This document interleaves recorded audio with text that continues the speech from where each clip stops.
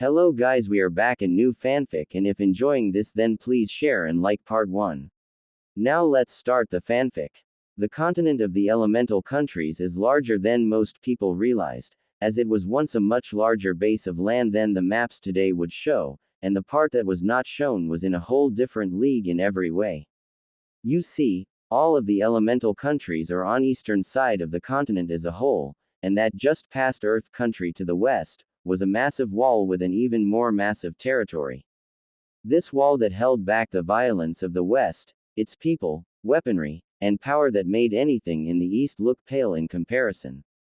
No one from the cages of the shinobi village to the very daimyos ruling over their domains, even Uchiha Madara himself dared not go over to the west, and draw the attention of even one of the war-hardened factions there. Beyond this massive wall, a wall that was forged during the time of the Sage of Six Paths by the sage himself, were warlords, rogue samurai, shinobi clans, assassins, and even demons that all fought to protect their own individual territories from rivals. It had been the reason the Sage of Six Paths had made the wall in the first place, as he knew that eventually the East would be consumed by the powers of the West without the wall, and years later the Uzumaki clan in Whirlpool was commissioned by all of the many feudal lords in the East to use their mastery in the sealing arts to cover the wall with seals to prevent its deterioration. Before his death, the Sage of Six Paths had made it known that even if the powerful beings in the West divided, they could easily spill their conflict into the East, and wiping out half of elemental countries before a plan to counter them could even be thought up. Of course, memories of such warnings fade away through the passage of time, arrogance clouds the judgment of those in charge, and the leaders in the East become consumed in the ways of stupidity in the belief they are invincible. Along with the fading of warnings, is the evolution of the world itself, shaking it to the very foundation, and a single incident that would bring about the very catalyst for such evolution to happen. And that single incident came on a day when Uchiha Sasuke defected from Konoha to join Orochimaru, but failed to accomplish his goal thanks to one Uzumaki Naruto, and was brought back to Konoha. The two had fought each other in a brutal battle in a fight to the end, as Naruto was on a mission to bring Sasuke back to the leaf, and the Uchiha's own was to slay his pursuer for greater power. Naruto had suffered 2 Chidoris to his chest, but endured the lethality of the jutsu, and the pure agony that came along with the rest of his injuries from the battle to return Sasuke to Konoha. The blonde Uzumaki had hoped his actions would prove to the village he wasn't a monster, that he wasn't the Kyuubi, and prove himself worthy of their recognition. He was sadly mistaken. Flashback. Uzumaki Naruto. It is the decision of the Hokage, the councils, and the clan heads of Konoha that you are to be banished immediately from the village, said Tsunade while she scowled at Naruto, who had barely had a chance to even heal from his injuries, and still had bandages covering parts of his body to further prove it.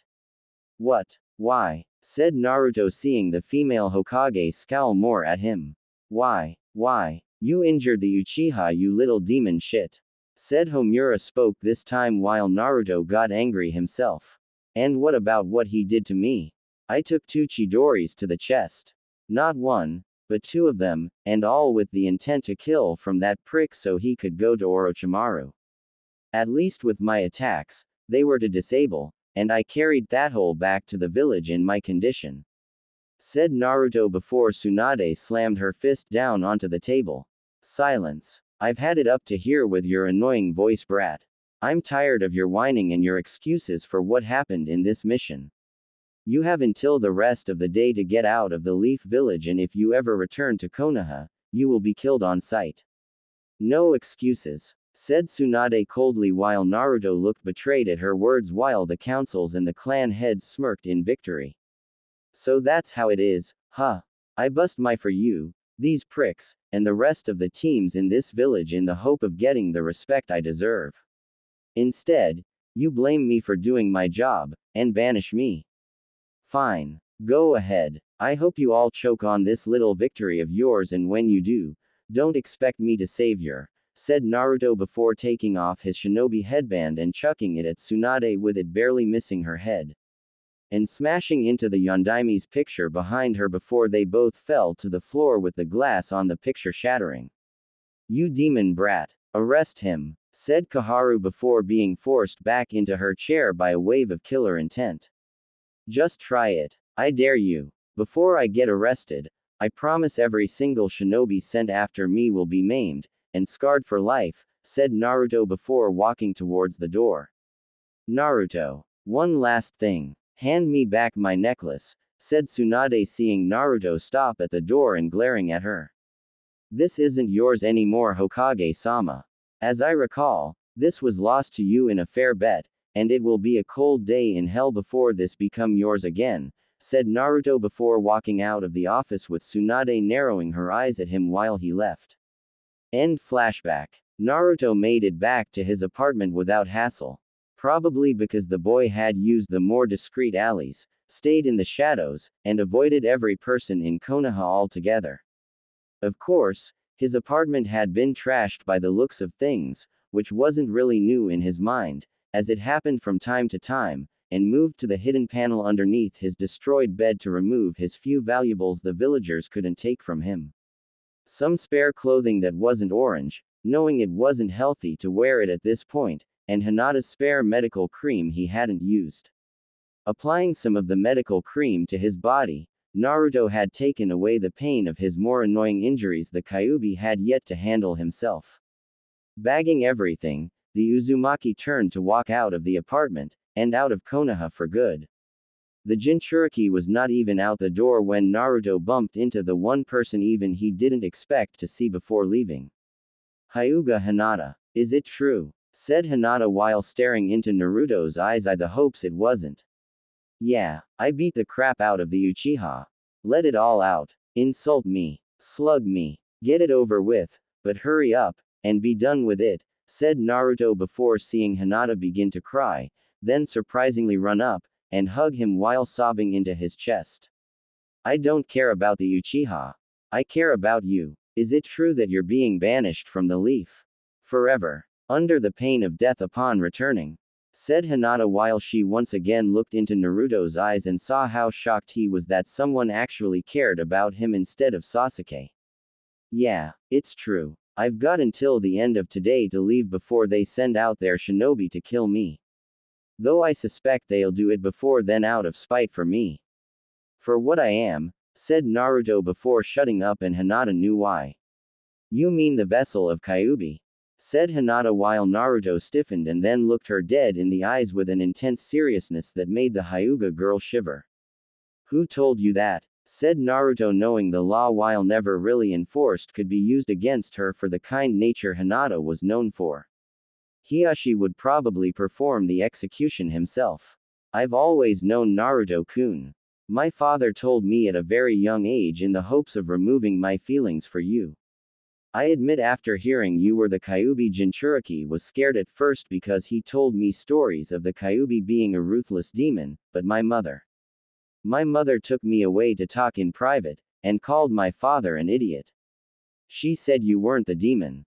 Just the container. She said a Jinchuriki is like a cup being filled with water. The cup only holds water, but isn't water itself. So, I watched you for a while, and wished to see who you really were, said Hinata while smiling slightly at him with Naruto being shocked at her words. And, said Naruto seeing Hinata smile more gently, hugged him this time. You are just the cup that holds the water that is Kyuubi. You have done so much and been given so little in return for everything you've done for this village. I just wish I had told you sooner how I felt about you. How much I care. How much I wanted to be by your side to help you endure everything. And how much I love you, said Hinata while Naruto slowly wrapped his arms, and for the first time in his life, the young Uzumaki felt joy fill his soul. I wish I had known sooner too. It wasn't your fault, Hinata-chan. I've been too stupid and blind to notice your feelings, and for that I'm sorry. Do you forgive me? Said Naruto with the Hyuga nodding her head while feeling his whiskered face rub against hers and loved it. Only if you forgive me, said Hinata, and then kissed him on the lips, knowing it would probably be for the first and last time. I can do that, though you better get out of here before someone else less friendly arrives to find you here, said Naruto seeing the Hyuga girl nod. Be safe wherever you go, Naruto-kun, and know that no matter what happens, my heart will always belong to you, said Hinata before she quietly left the room. Better to love and lost than never love at all, said Kyuubi at last within Naruto's mind. I was wondering when you'd talk to me again, furball. So what do you want? Come to gloat at being weak. Come to gloat at how I didn't finish off my enemy like you would have in my place. Thought Naruto while physically moving to get out of the village before anyone else knew he was gone. No, Kit. I am here to talk about your future. Our future, said Kyuubi, seeing the boy was so shocked that he physically stopped in the deserted alley. What about it? Considering how things are right now, mostly because of you, I might add. I have no future. Thought Naruto with the Kyuubi sighing. I know, Kit. At first, I hated you like I did everyone else, but then I saw your heart, and your soul for what it truly was before I realized my foolishness. I didn't want to be in a vessel, who used my power, and called it his own. You are nothing like those fools in Konoha and only used my power for a cause greater than yourself. I never had access to my previous vessels like I did you, but I knew enough that they never called on my power, and I respected them for that fact. When you first demanded my power in order to save yourself from that ravine, I was impressed by your boldness, and yet disgusted by the order given. It wasn't until later when you used my powers, only as a last resort against your opponents, did I realize you weren't going to abuse what was given, and it was at that point. I knew you were worthy, said Kyuubi while sensing Naruto was once again surprised. Wow, I guess I should be honored by this, Kyuubi, but what does this have to do with our future, and living without a home? Thought Naruto with the Kyuubi smirking. There is always a home, Kit. We just have to find it first. Given the nature of things as they are today, it's clear such a place is not on this side of the world, and therefore, we must look on other side, said Kyuubi, drawing more confusion from Naruto. What do you mean? Thought Naruto while Kyuubi shook his head. I'll tell you another time, Kit. Right now, we must move, and move silently before the leaf decides to move ahead of schedule in letting you leave, said Kyuubi with Naruto nodding in agreement, and moved to get out of the village before stopping again to see the other rookies talking to each other with Guy's team. I knew it. Naruto is the Kyuubi. I knew there was something off about him, and this is the proof in the pudding, said Kiba with the others nodding in agreement. To think I believed him in defying fate. Now I feel like a fool for believing the Kyuubi and his trickery, said Neji scowling with anger. If I see him, he's going to be used for target practice, and I'm going to make him suffer, said Tenten with her scroll filled with weapons at the ready. Such an unyouthful creature the Kyuubi was back then, and now to deceive us all for so long. It will bring me great honor to defeat him in battle, said Lee, being his usual self. I knew that Baka was unnatural. Now I see he's really the Kyuubi. The next time I see him, I'm going to punch his tiny brain out of his skull, and rip out his guts for what he did to Sasuke-kun, said Sakura with Ino agreeing to help. The Hokage says he's been officially banished from Konoha. We just have to be patient in the hopes the demon is dumb enough to return or hide out in a nearby country so we can have a shot at him, said Shikamaru while seeing the others nod in agreement. You sicken me, Shikamaru. All of you do, said Temari, appearing behind Shikamaru and glaring daggers at them all. What are you talking about? Said Shikamaru before being punched harshly in the face by Temari, and soon saw her siblings flanking her position. You heard me, you Baka. For someone with a genius brain, you sure are stupid, and lack the perception to see the truth. My own brother here is like Naruto. My youngest brother Gaara was as bad as they come, caring for nothing but himself growing up, and yet this very same person you now condemn to be a demon saved this village from annihilation. Said Temari while her siblings glared daggers at them all. It just proves Naruto is a monster if Gaara is just like him, said Sakura before killer intent from Gaara shut her up. Foolish girl. Who was it that saved you from my deathly grip? Who was it that defeated me in combat during the invasion of your village?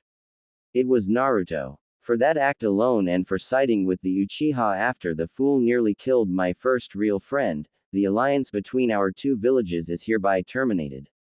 Tamari. Konkuro. We are leaving, said Gaara coldly while his eyes glared daggers at them all before the siblings left.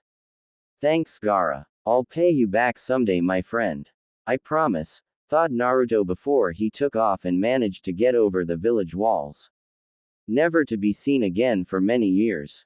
As the Emperor of the Western Elemental Empire. The Imperial Palace of the Western Elemental Empire of Kyoto was an impressive sight to behold for all those with eyes could see its majestic, almost glowing beauty, and even more so when one looked inside to see the decor.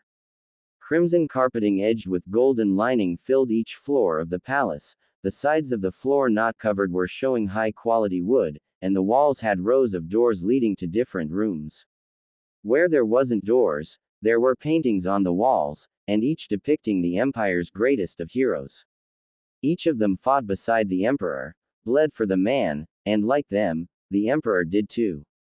Each picture was commissioned to show their greatness, to show their loyalty to the man they followed, and help unite the lands ravaged by war.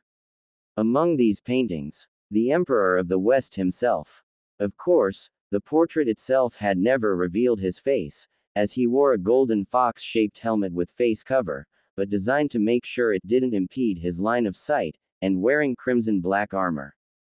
A sword in hand, stained in the blood of his fallen enemy, and the torn flag of the Empire on a pole looking like it was fighting against a heavy wind in the chaos below. Guards could be seen everywhere, watching every area of the palace, shinobi hiding in the shadows to provide additional support for them, and each servant walking without fear through the halls to do their duty.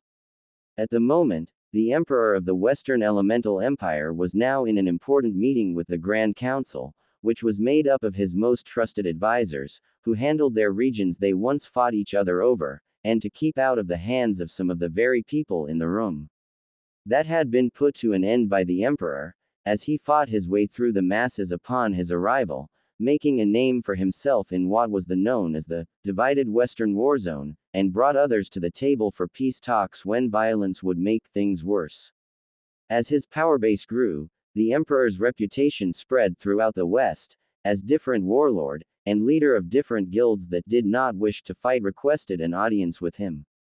Within a span of 3 years, the man had accomplished what no other person had done before, and it was bring peace to the West under his guiding hand. A peace that had lasted for 3 long wonderful years after being made emperor. Warlords, who had once led their armies into battle to fight each other for additional land and power, now served the emperor with undying loyalty. The guilds that once worked in the shadows, now worked to serve the emperor to keep the peace and stability the man himself had bled for during the fighting. How is everything along the southern border of the empire, Louis Bay? I had heard there was some kind of disturbance there, said the emperor in a muffled voice while wearing his mask, which while normally would be removed in a meeting like this among his most trusted advisors, was not to be, as he had business elsewhere after this, and with people that did not deserve to see his true identity. Some bandits have been harassing some of regions near the port region. I've sent Pang Tong and a regiment to handle this accordingly, said Louis Bay, as he saw his emperor nod in approval of the decision, and looking over some documents pertaining to the situation. The Shu region was once divided into multiple ones ruled mostly under Wu and Wei, with all 3 sides forming an uneasy balance between each other. However, that all changed when the emperor came, when he was still a warlord by right title, and had his agents observe all sides before choosing which one would be worthy of his support. Out of all the 3 main powers, Shu had the most honorable, and Louis Bay had the support of the people in his region more than the others did.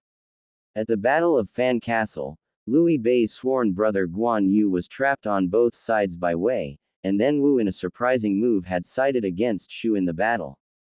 Guan Yu and his army would have perished in the battle had the emperor not intervened in flanking Wu with his forces long enough for Louis Bay's army to arrive to send Wei retreating. After that, Shu became an allied with the emperor, and together they had defeated Wu before the side sent Zhou Yu to negotiate peace.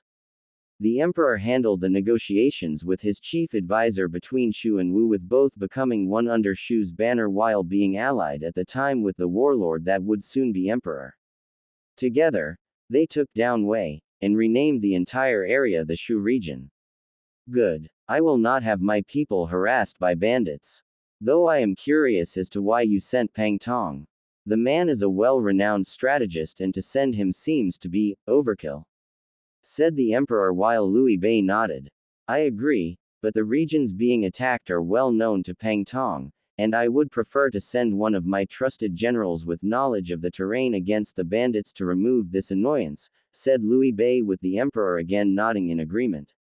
I agree. You chose wisely, Liu Bei. It shows you care about your people within the Shu region a great deal. Sesshomaru, how are things going in your territory of the empire with the various demons, and half-demons living there? Said the emperor, as the regal demon lord of the west had been a hard man, or rather demon, to win over. The two had fought in battle, fiercely in the final years of violence the west received, and the emperor had barely come out of it alive while Sesshomaru was just weakened. It did not end for the emperor, however, as rival demons of Sesshomaru saw their chance to kill the demon lord in his weakened state, but surprisingly their plan was foiled by the chief advisor of the emperor, and had been ordered to stay on the sidelines watching until that point. When it was over, Sesshomaru himself was surprised at just how the emperor had gained someone so powerful by his side, and through all that did the demon lord of the west join the cause to end the violence. They are going well. There are no new changes to report in my region, said Sesshomaru calmly while seeing the emperor nod. Good. General Iroh, how are the new fire division troops handling the different kinds of training sessions and drills you set up for them? Said the emperor to the semi-elderly man. Smiled at him. They are doing well, my emperor.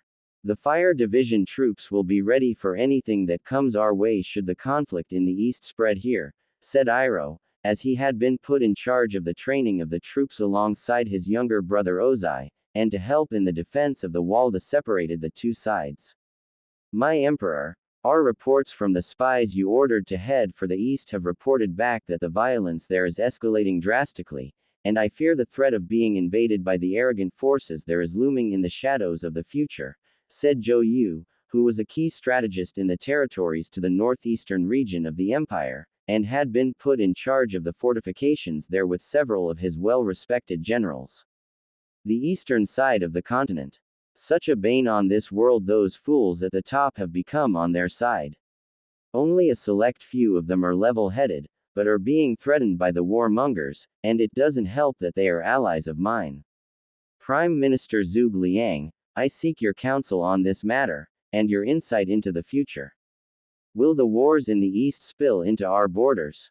Said the emperor, seeing the sleeping dragon himself, a former general of Liu Bei, now appointed prime minister of the empire for his years of service to two of the most honorable men he ever met, and served in his life. Slowly, the master strategist rose to his feet, the peacock feather fan in his right hand, and walked over to the large map showing both sides of the continent with the dark line running north to south where the wall stood. The man gazed at it with half-closed eyes, as he ran his weapon of choice over the map, and making a humming noise like he was examining something no one else could see. The winds of change blow heavily around us. Even in these years of peace granted to us by you, my emperor. War increases in the east while ours has only just ended and peace being achieved here in the west.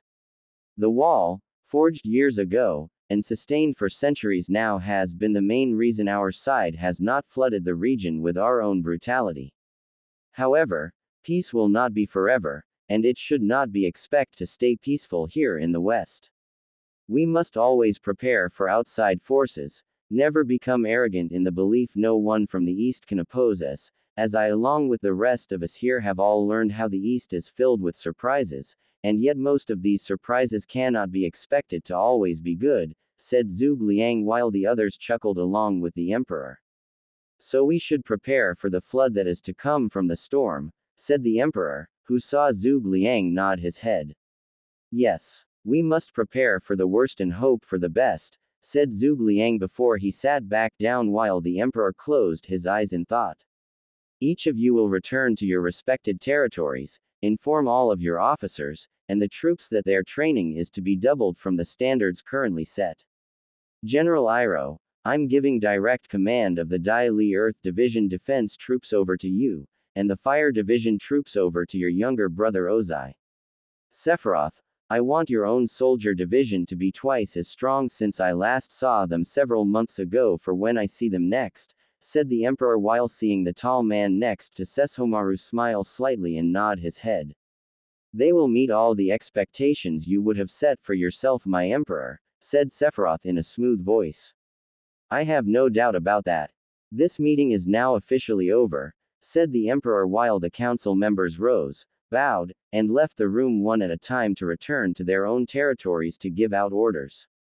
The intelligence report you had me gather just came in, said a figure wearing spiky red hair and appearing from the shadows wearing crimson-red samurai armor.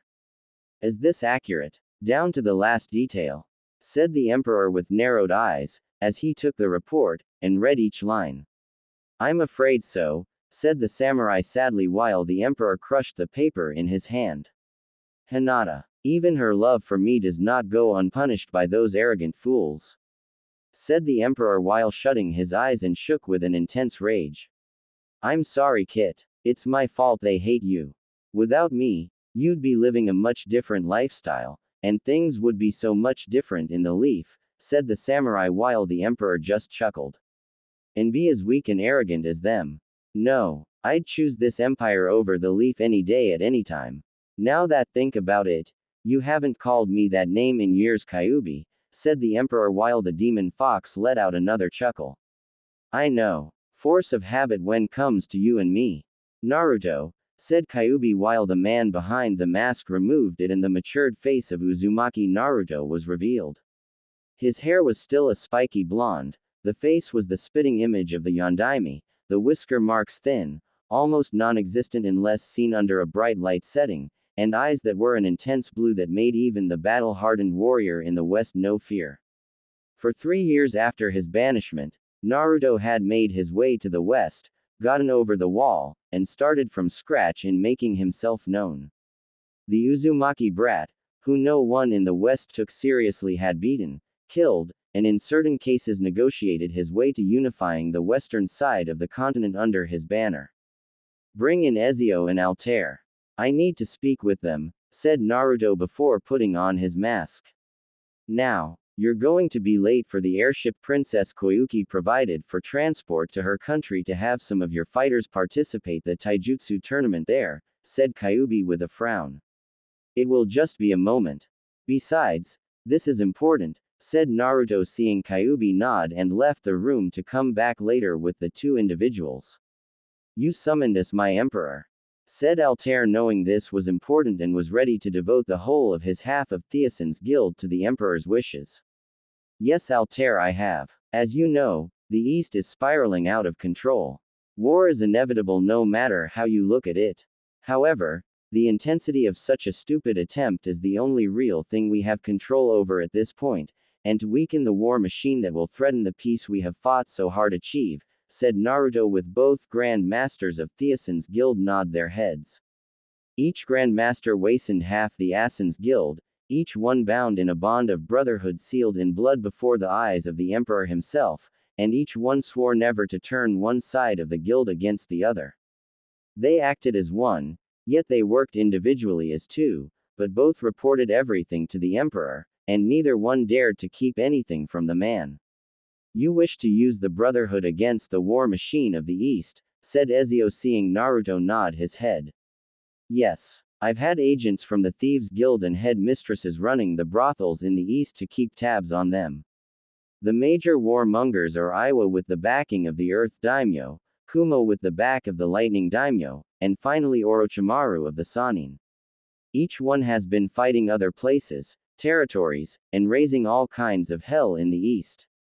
Not to mention the Akatsuki are also going around trying to find other Jinchuriki for their own plans with no success, said Naruto with both men frowning at him.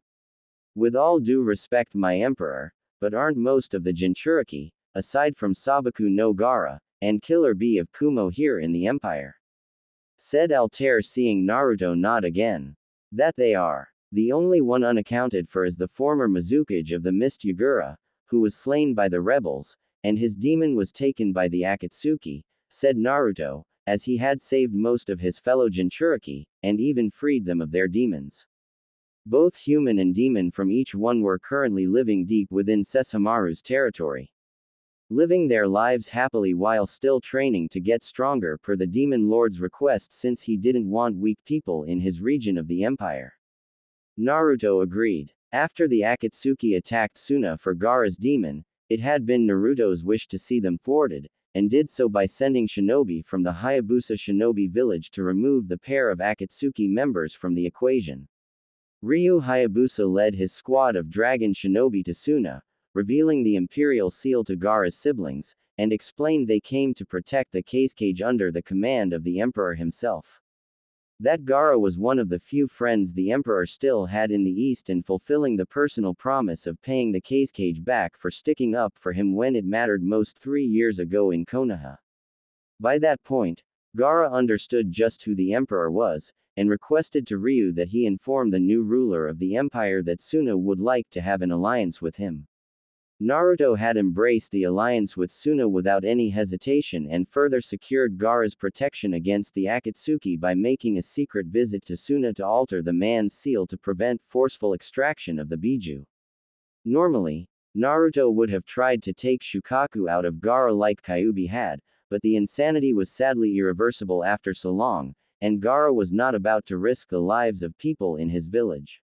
In the event of Gaara's life ending, whether be natural or other causes, a special seal was put on him to inform the empire of such a thing before giving the siblings another one to hold onto, so Shukaku could be resealed away into jar like he had been before in a teakettle. By that point, an imperial shinobi would arrive, take Shukaku in his newly sealed home to the empire to be kept someplace under guard to ensure the insane raccoon could do no further harm to anyone. How will we set up Orison guild bases within the shinobi villages? Or even the capital of the countries with these targets? Said Ezio, knowing the Asin guild bases required discreet and slow movements. They are already set up. You see, I had them set up when your predecessors, both of your predecessors, were still alive, and ready to pass the torch, said Naruto, shocking the two. Why weren't we told about this beforehand? Said Altair, seeing Naruto shrug. Because at the time, I was hoping this contingency against the East wouldn't be put into motion, and I needed there to be experienced members of the Brotherhood that know the lay of the land in each area. You two have both been to the East before, but never on a assassination mission, and never so high level. Each of you will be assassinating a Kage or a daimyo of the country. I am sending you two and several of your brothers to help in the removal of those that can protect them, said Naruto, seeing the two nod in agreement. What about Orochimaru of the Sannin? With his allies gone, he can easily pick up the pieces, and become an even greater threat, said Ezio, seeing Naruto nod. I know. He will be dealt with in another manner. While Orochimaru is not a threat to the West like his ego would wish him to be, the man is not to be underestimated, and given his own affinity for acting like a snake, it only reinforces the point that Anasin will not be used against him.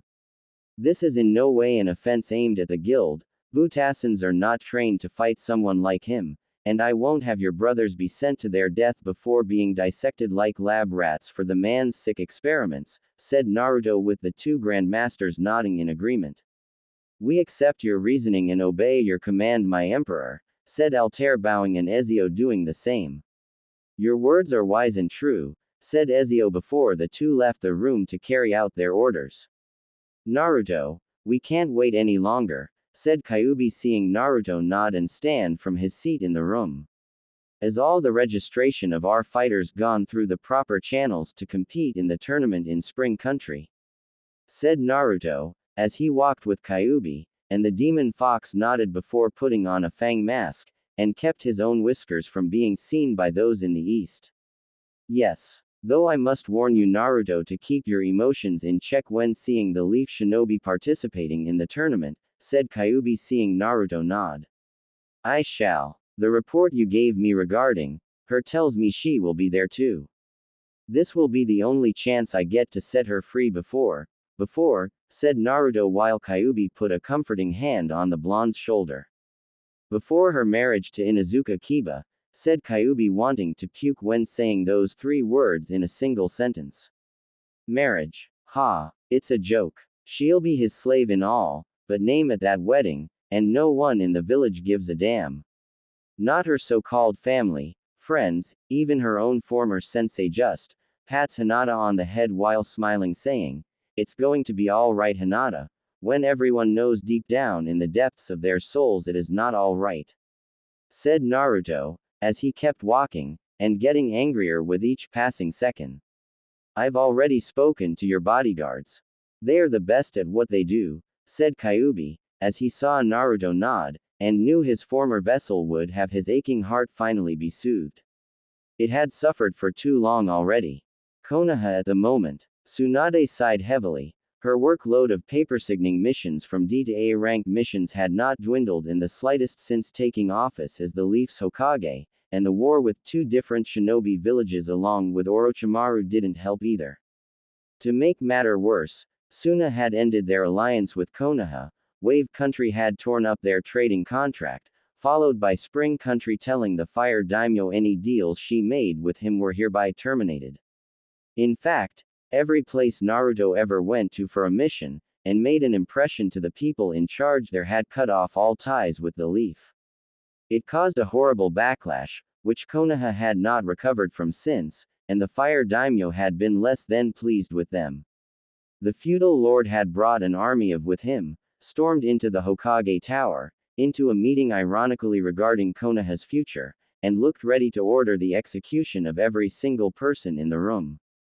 Flashback 4 months after Naruto's banishment. The door to the room shattered. Splintered into pieces after being kicked by 2 samurai with the Fire Daimyo's symbol on their shoulder armor. The Hokage, the councils, and the clan heads saw the room start to fill up with samurai before the Fire Daimyo himself entered the room. And he did not look happy. Daimyo-sama, what do we owe the pleasure of your visit? Said civilian councilman in charge of the merchant guild in the market district. Pleasure. For the past few months, I have been feeling everything else, but the feeling of the word you call is pleasure, my esteemed Leaf councilman, and it has made me oh so very unhappy. Said the Fire Daimyo with his anger showing on his face and on that of his own samurai too. What reason is that, sir? Said Homura starting to rise, but a glare from the Fire Daimyo immediately made him sit back down, and see the feudal lord begin pacing. Do not insult my intelligence shinobi councilman Homura. You know damn well what has been causing me discomfort these past few months. First, I hear that Suna had ended its alliance with the Leaf, then I hear from the Wind Daimyo, who is a good dear friend of mine, that he has expressed his full support of the Casecage's decision, and has banned Leaf Shinobi from entering his country. Of course, little did I know, that was just the start of my displeasure, and would certainly no be the last. A week later, Spring Country has sent a message from the Spring Daimyo herself to my office, informing me she's cutting off all form of trade with my country, have asked Wave Country to do the same, and do you know what happened in less than a week later in my office? I get yet another message from the Wave Daimyo and according to him, the people of Wave have agreed to do the same. Now, at first glance of this happening in a slow, painfully, and unexpectedly, it seems to be from something I may have done. So, for then next few weeks, I'm looking back on everything I have done recently that could be the cause of this displeasure, and find that I have done nothing wrong. So I decide to rethink what the problem is by looking at the various places that have expressed their scorn for my country, and one thing popped up. Do you know what that one thing was? Or rather, who that one person was? Said the Fire Daimyo before taking out his fan and waving it at his face. Perhaps you could enlighten us Daimyo-sama, said Danzo though he already knew the answer. I'm afraid Buddha himself could enlighten anyone in this room even if the light from the sun was at his command. Still, perhaps the name of the individual, who has been the key focal point of these different places, and their discomfort on a certain action you took a few months ago. I believe you are all well acquainted with a former leaf shinobi by the name of Uzumaki Naruto," said Fire Daimyo, and as expected the people in the room yelled out like children. "That demon! I knew he was involved in this," said a civilian councilman. "We should send out Anbu or Jiraiya to remove that pest from this world once and for all," said Kaharu to the Hokage while completely ignoring the Fire Daimyo at this point. "Enough!" yelled the Fire Daimyo, with his yell actually shaking the room and his face looking red with anger. "Daimyo-sama," said Tsunade, as she saw the man was glaring at her, and knew things were really bad. "You think I came here, with my army in tow, and say without fear of reprisal from my neighbors that I support your decision to banish Uzumaki Naruto? Fools! I am here to inform you that I oppose your decision," said the Fire Daimyo, which made the officials of Konoha looking at him in shock, and clearly did not expect this. "You're not," said Tsunade while the Fire Daimyo's glare increased. "No. In fact, I've come alter your ruling on his banishment, and at least appease some of my former allies to the point where they will not consider being my future enemies," said the Fire Daimyo while glaring at the entire room. "What change are you making?" said Tsunade, seeing the man turn his attention directly to her. "For one, Uzumaki Naruto is not going to be harmed by any leaf shinobi in this village should he ever step foot in my country, or is spotted by any leaf shinobi for that matter. 2. The order to have him executed should he ever step foot in the village for whatever reason is hereby nullified, and will continue to be until I say otherwise. For those of you who don't understand what that last part means, I'll explain it to you in a way everyone here can understand and comprehend with their pea-sized brains. If one Uzumaki Naruto comes into this village, into this tower, into this room, and kicks every single one of you right between the legs regardless of your gender, you have to take it with a smile on your faces. No excuses," said the Fire Daimyo, seeing the Hokage, the councils, and all the clan heads go pale in the face. "You can't be serious, Daimyo-sama. The boy is the Kyuubi reincarnated. He harmed the Uchiha. He had to be banished and still has to be punished," said Homura in protest to the feudal lord himself. "Enough. I can't stand the sight nor wish to hear any more from this old crone or any of his supporters. Though what I can't stand more of than anything else, is the sight of the current Hokage, who betrayed her own godson, and all for doing Hisen's mission. A dangerous mission, he was recruited for by your appointed squad leader, and completed it down to the letter by bringing back the rogue Uchiha," said the Fire Daimyo while seeing the woman not looking him entirely in the eyes. "He hurt the Uchiha badly. The poor boy was influenced by the curse seal and yet the demon nearly killed him," said Kaharu, but any further protest in her mouth died from another glare from the Fire Daimyo, and stayed quiet. "Funny you should mention that. I have it on good authority from an anonymous source that the injuries Uzumaki Naruto received were far worse than the Uchiha's own. As for the curse seal, why didn't Jiraiya of the Sannin cut it off entirely from the Uchiha in the first place, or remove the boy from the shinobi program until a solution to the matter was found? Why allow it to thrive and grow?" said the Fire Daimyo, seeing no one willing to answer him. Danzo and Tsunade were wondering who the anonymous source was. It has to be someone with access to his medical records. Not many people on that list, but who would lend a sympathetic ear to Naruto, and usurp me to tell the Fire Daimyo about both boys' injuries? Thought Tsunade, seeing the woman sigh in frustration. Since no one here can give me an honest answer, much less an honest one, I am forced to yet again appease my neighbors, and prevent my country from being invaded due to your stupidity. I understand Uchiha Sasuke is still recovering from his injuries, said the Fire Daimyo, seeing Tsunade nod. Yes. He's going to be out of action for at least a few more months before training for him can begin again, said Tsunade with the Fire Daimyo frowning. Only few months. Pity. I was hoping he'd out of it a little while longer. Though given how this village gives him the royal treatment, as if he was me, or one of my children. I imagine you are personally overseeing his road to recovery. Uchiha Sasuke will not be ready for training after a few months, said the fire daimyo seeing Tsunade frown. Daimyo-sama, said Tsunade while seeing the anger in the man swell further.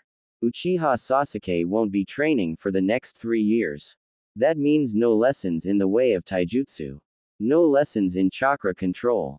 Teaching him jutsus and anything else that is shinobi related.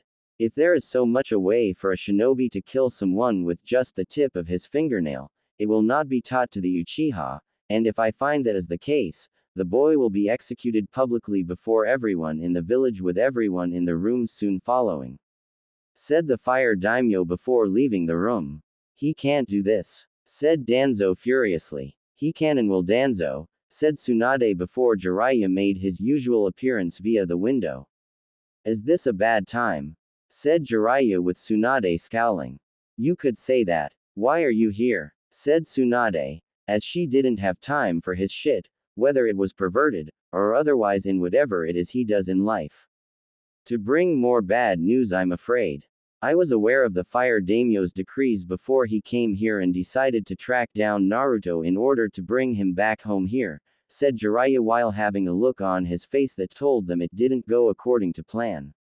Seeing as how the demon brat's not with you, I take it the mission was a failure, and he managed to escape, said Sum, as she saw Jiraiya grimace, and run his hand through his hair. You could say that. I found out he went west. Towards Iowa, said Jiraiya with Homura scoffing at this news while Tsunade's eyes widened. Did he go directly to Iowa?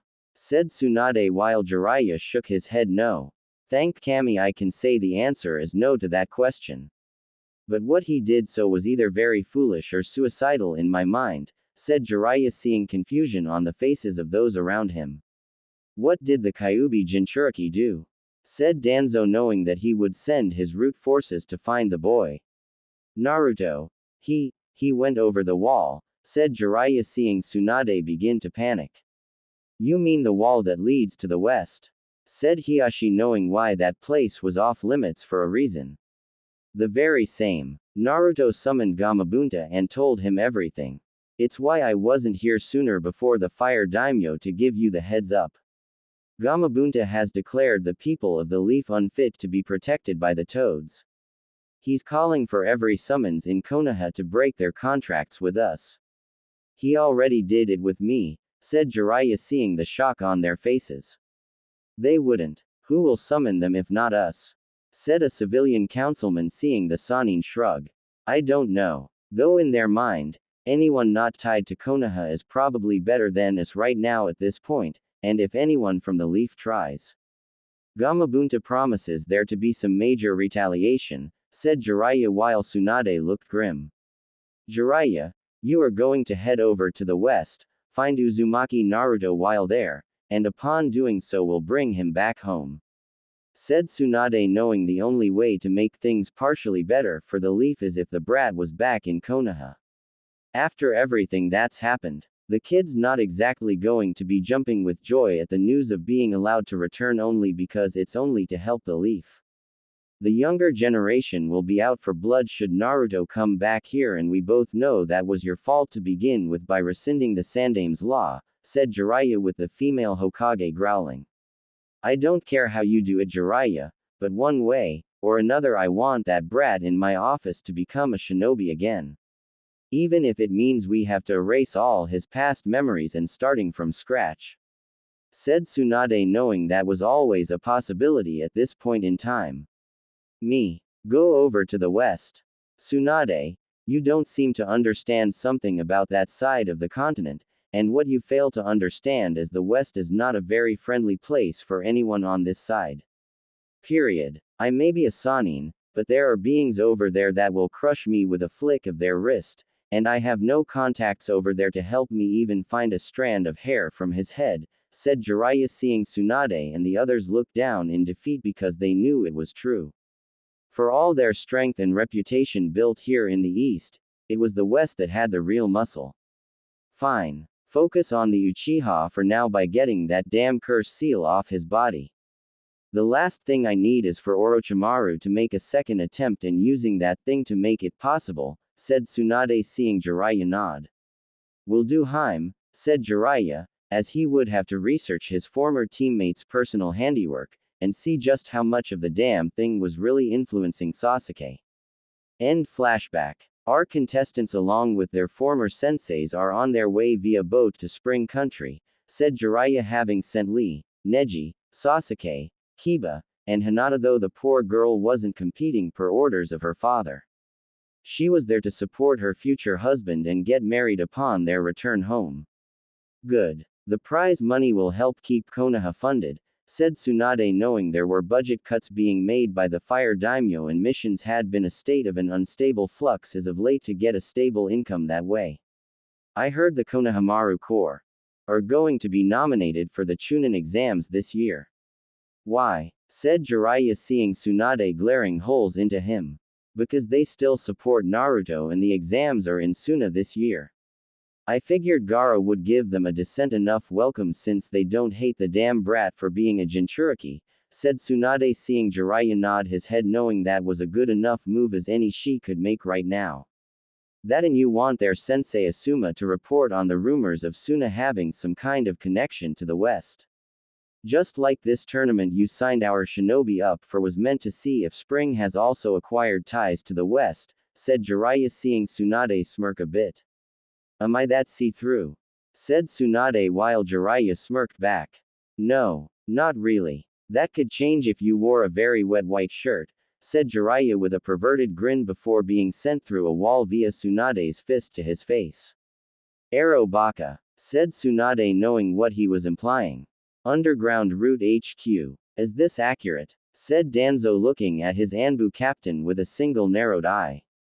Yes, Danzo-sama. The Emperor of the West is traveling via airship to the east to see his own fighters competing in the tournament provided by the Spring Daimyo herself. Said the Root Anbu captain while sensing the man's displeasure. This Emperor believes himself untouchable. He's a threat to me and Konoha, said Danzo while wishing he could get a picture of the man, but knew that wasn't possible until now, and even then it was rumored the Emperor wore a masked helmet to keep his identity a secret. Plus, there was no way of telling if the man on the airship now was the actual Emperor, or some fanatical stand-in prepared to die for the ruler of the West. Danzo didn't want to risk the failure of another assassination attempt like he did several years ago shortly after word reached him of the regions of the West beyond the wall had become one under a mysterious emperor. Danzo had wanted that place to stay divided, as he knew that while alone they were stronger than most of the East, but merged together into a greater whole would make them a threat to the East, and to his plans for ruling Konoha as the Hokage. His agents were sent back in pieces, broken down to fit in square boxes in the middle of the night, and found in the morning by the patrols that day in the middle of the village square. Tsunade had inquired to the use of root shinobi being used, but Danzo was able to explain it, as his security force hunting down someone entering his home, and that this foe had skills capable of defeating his private security forces. His pawns on the councils had done their job well in sweeping the issue under the rug, but it made Danzo become forced into being more careful, and to not make the same mistake twice.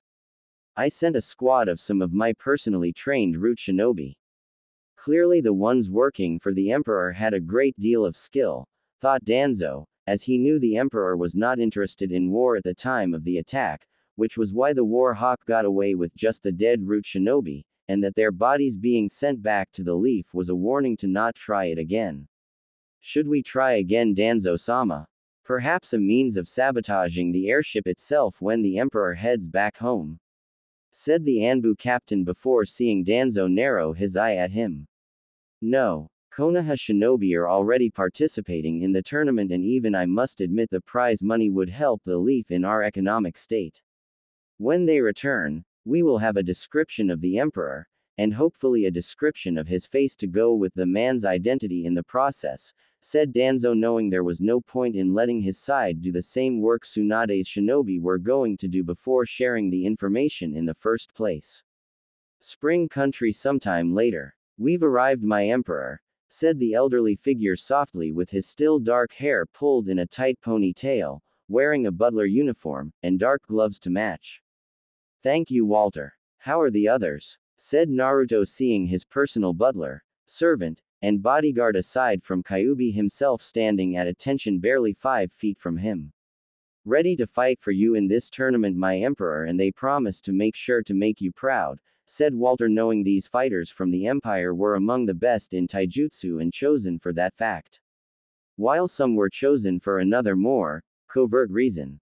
Good to hear. All I ask is they do their best in this, and to kick the crap out of any leaf shinobi they fight in it, said Naruto with a smirk, which Walter joined him in sharing, and nodding in agreement. They are aware of such things. They will show these young fools a lesson in the way of violence, followed by humility, and by making them know of such things by the way of humility's nearly identical twin brother humiliation. Said Walter while sensing his emperor was pleased to hear it. Let's not keep our host waiting, said Naruto before standing and walking out of the room with Walter following on his right while Kyuubi did the same on his left. Spring Country Stadium. The people gathered to see the tournament their daimyo was sponsoring. Rumors of the Western Elemental Empire sending fighters to participate in event he emperor himself coming too. Everyone knew the emperor was an ally of Spring Country after peace over the wall had been heard, and many feared the great dragon that had awakened in the process of the unity. However, according to the rumors, the Spring daimyo met with the emperor, who had requested an audience with her through unknown channels, and she agreed if only to satisfy her own curiosity. No one knew what was spoken between them or the man's true identity on account of the man keeping his face hidden from everyone. However, the daimyo of Spring Country had a smile on her face by the time it was over, and it was one many had not seen since their long-lost hero had helped free them from the tyrant Dodo. When asked by one of her samurai guards why she was once again smiling, Koyuki merely replied, "Our long-lost hero is no longer lost," and didn't stop smiling for the rest of the day. As the Emperor of the West made his way to the booth where Spring Daimyo Koyuki was waiting for him, the crowd of people that were in the stands near them hushed at the sight of the Emperor and his bodyguards. Each of them walked with a purpose, walked like a veteran of war. Their eyes showed they had seen battle, blood, and death in more ways than one. The Emperor walked the same way, his robe swishing around him in the wind, and his eyes behind the mask showed an incredible intensity that made everyone around them have more than enough healthy space to get by. Welcome, Emperor of the West.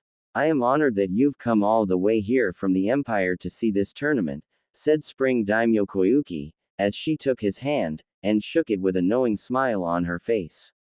The honor is mine. Your country flourishes under your rule. May it continue to do for years to come, said Naruto while smiling behind his mask.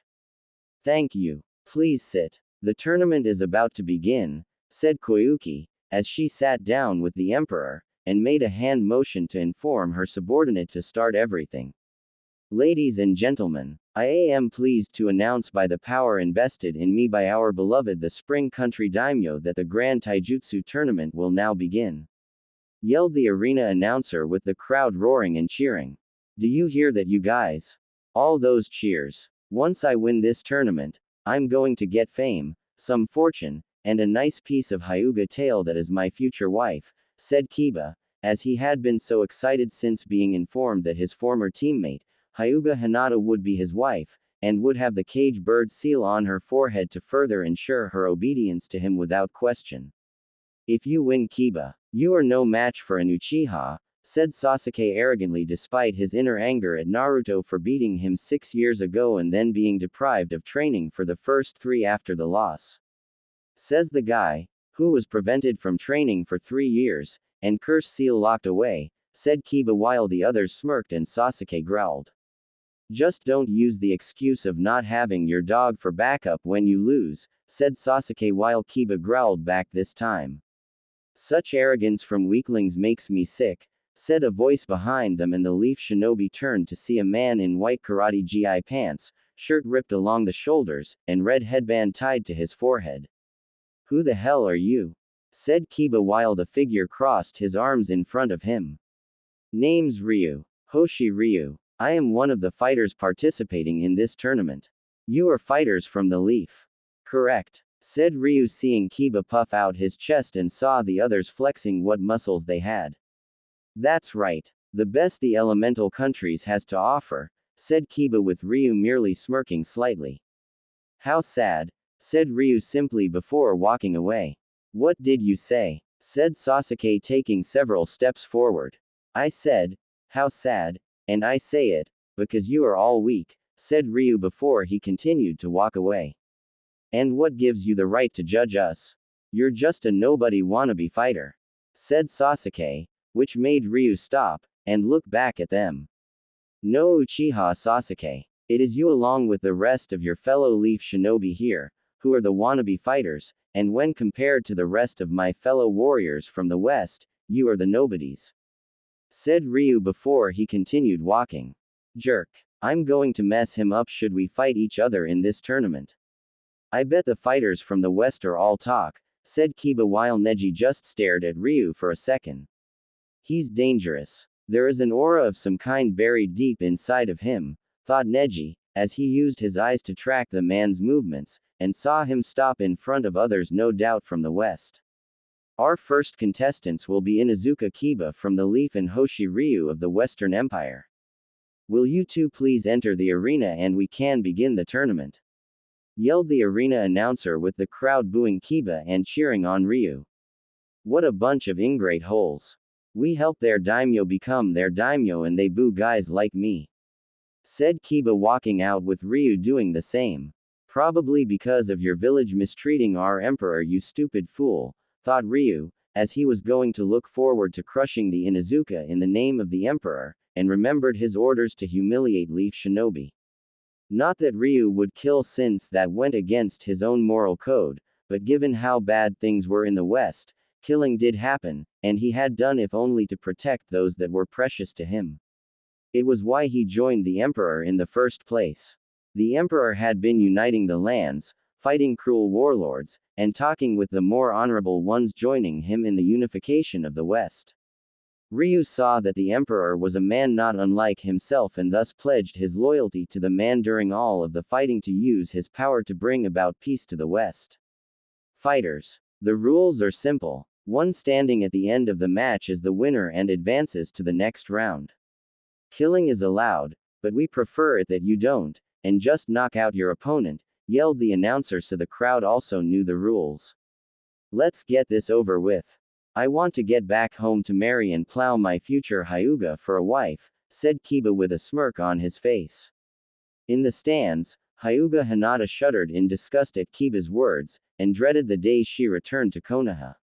The trip over hadn't been pleasant either, having practically felt Kiba's leering eyes on her body the whole boat ride over, and made sure to keep him at arm's length whenever near.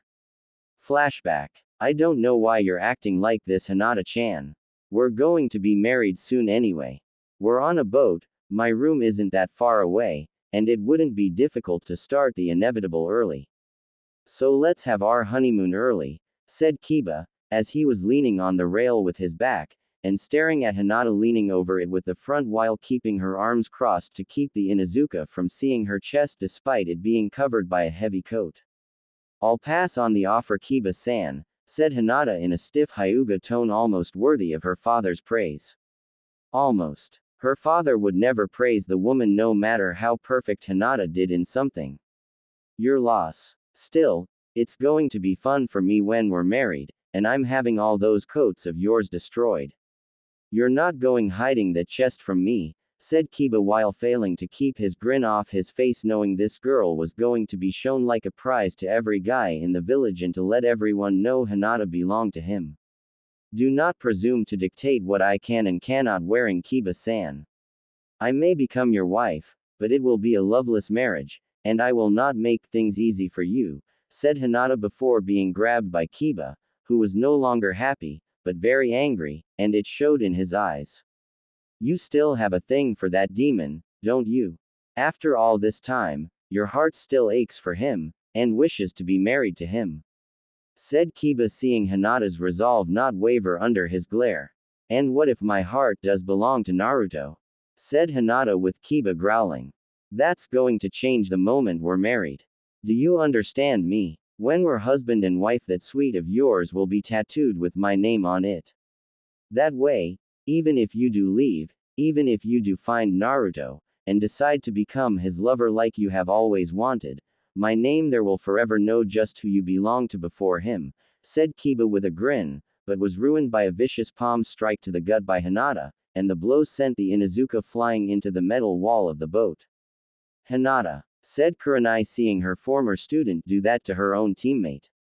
What? Said Hinata glaring at the woman she trusts to support her, but instead had just stayed quiet, and done nothing. Apologize to Kiba, said Kurenai while Hinata scowled at him. You want me to apologize? After what he said, I'd sooner lick the railing, said Hinata while her former sensei scowled back at her. He's your future husband, Hinata. The nicer you are, the less discomfort you will feel when married to him, said Kurenai while glancing at her forehead where her headband was and what lay beyond it. I'm going to be feeling all sorts of discomfort whether I'm nice to Kiba or not. We both know it, said Hinata seeing Kurenai look away and knew the Junin also believed it. What was the point of being nice to someone when it wasn't going to be returned? Even still, you will have to be when the child is born, said Kurenai seeing Hinata suddenly radiate killer intent. As if I will ever give Kiba a child. I'd sooner destroy my womb with my own hands than give that arrogant perverted baka a one child from my belly from any so-called union we have together, said Hinata before storming away from a shocked Kurenai. You don't have a choice, Hinata. Not this time. The one you want to be with isn't going to come back to Konoha. Not even he can't stop this, said Kurenai making Hinata stop. I don't care about that. No matter what happens while I'm married to Kiba, my heart and my soul will always belong to Naruto-kun. Nothing can change that. Nothing, said Hinata while walking away from her former sensei. She didn't want anyone to see her cry. End flashback. Contestants ready, and begin, yelled the announcer with both sides cheering for the battle to fight. Suga, said Kiba, as he went forward on the attack against Ryu, who easily moved to the side, dodging the move easily, and didn't look impressed. This tournament is for fighters of skill, not brawlers, said Ryu seeing Kiba snarl at him. Shut up and prepare to get your kicked by the alpha male of the leaf, said Kiba, as he tried to get close, and use his claws to tear into Ryu's flesh.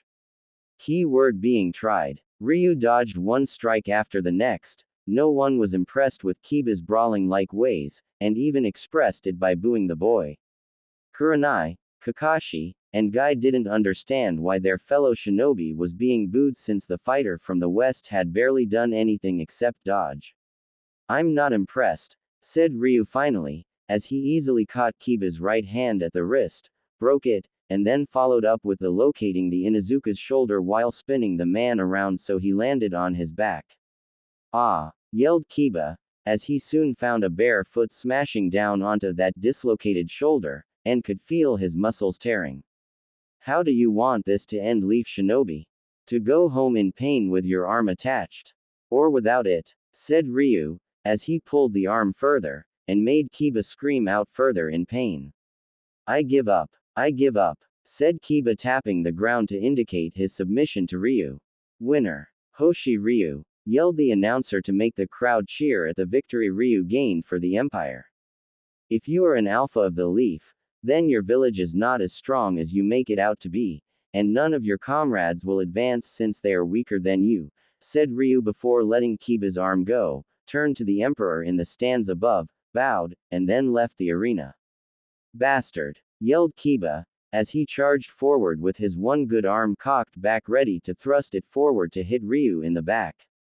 Foolish leaf scum. Hadoken, said Ryu, as he turned around, and shot a blue fireball at Kiba that sent flying right off of the arena floor into the wall. Disqualify him, said Kurenai while looking at the Spring Country daimyo doing no such thing. The match is over, Kurenai-san. Kiba attacked after it was declared officially over, said Hinata seeing Kurenai turn and scowl at her. Leaf shinobi support each other no matter what, Hinata, said Kurenai, which got her a glare from Hinata, and the Hyuga girl stood up with her Byakugan active. Just as you supported Naruto-kun. You didn't support him when he was in the leaf or when about to be banished. No one did, except for me, and put into an arranged marriage with Kiba because of it. You say Leaf Shinobi should support each other no matter what, but all that really means is to support Leaf Shinobi, who aren't Jinchuriki of the Kyuubi, or those that love the Jinchuriki. You and the rest of the Leaf Shinobi in Konoha are all hypocrites," said Hinata before storming away before Kakashi caught her hand. "Hinata, where are you going?" said Kakashi before he found himself on one knee, and his arm being twisted painfully to the point of breaking. "That's none of your business and don't you dare touch me again, Hataki. If you do, I'll take out that Sharingan eye, and your balls for good measure," said Hinata coldly before she released him, and walked away. "Damn, that girl's got a vice grip," said Kakashi clutching his arm. "My emperor, the Hyuga girl is out of their line of sight," said Walter in a whispered tone while seeing Naruto just nod like he was being asked a question and lifted his finger a single inch before a figure from the shadows moved undetected towards Hinata. It was time to set a bird free from her cage. Naruto smiled behind his mask, as he saw Kiba go flying into the wall thanks to Ryu, and knew the leaf did indeed become weaker in his absence. Of course, given all the outside support the leaf had when he was still a shinobi there, it wasn't surprising that things went downhill when allies started pulling away, and Konoha was ostracized for banishing him. The memory of the rookies betraying him once knowing of his burden only made this sample of revenge all the more sweeter in his mind. About 3 years after being emperor of the Western Elemental Empire, Naruto had his first failed assassination attempt against him as the emperor, which not surprisingly was done at the hands of the Leaf, and by Danzo's so-called elite team of root shinobi. Naruto knew it was going to happen sooner or later with that man since the old power-obsessed whole not wanting anyone to rise to power no matter where it was happening. Flashback 3 years ago. Naruto was sipping jasmine tea in his private chambers, going over various reports, both financial and military in nature given his title as emperor. With peace finally settling in, it was his duty to see how the future would turn out with what was in front of him, and what situations will play out with everyone no longer raising weapons against each other. "My emperor, I've come to inform you we have intruders in the Imperial Palace," said one Walter Dornez coming into the room seeing Naruto nod. "I know. The seals inside the palace detected them. I had the samurai and shinobi move to protect the servants," said Naruto sipping his tea calmly while Walter smirked.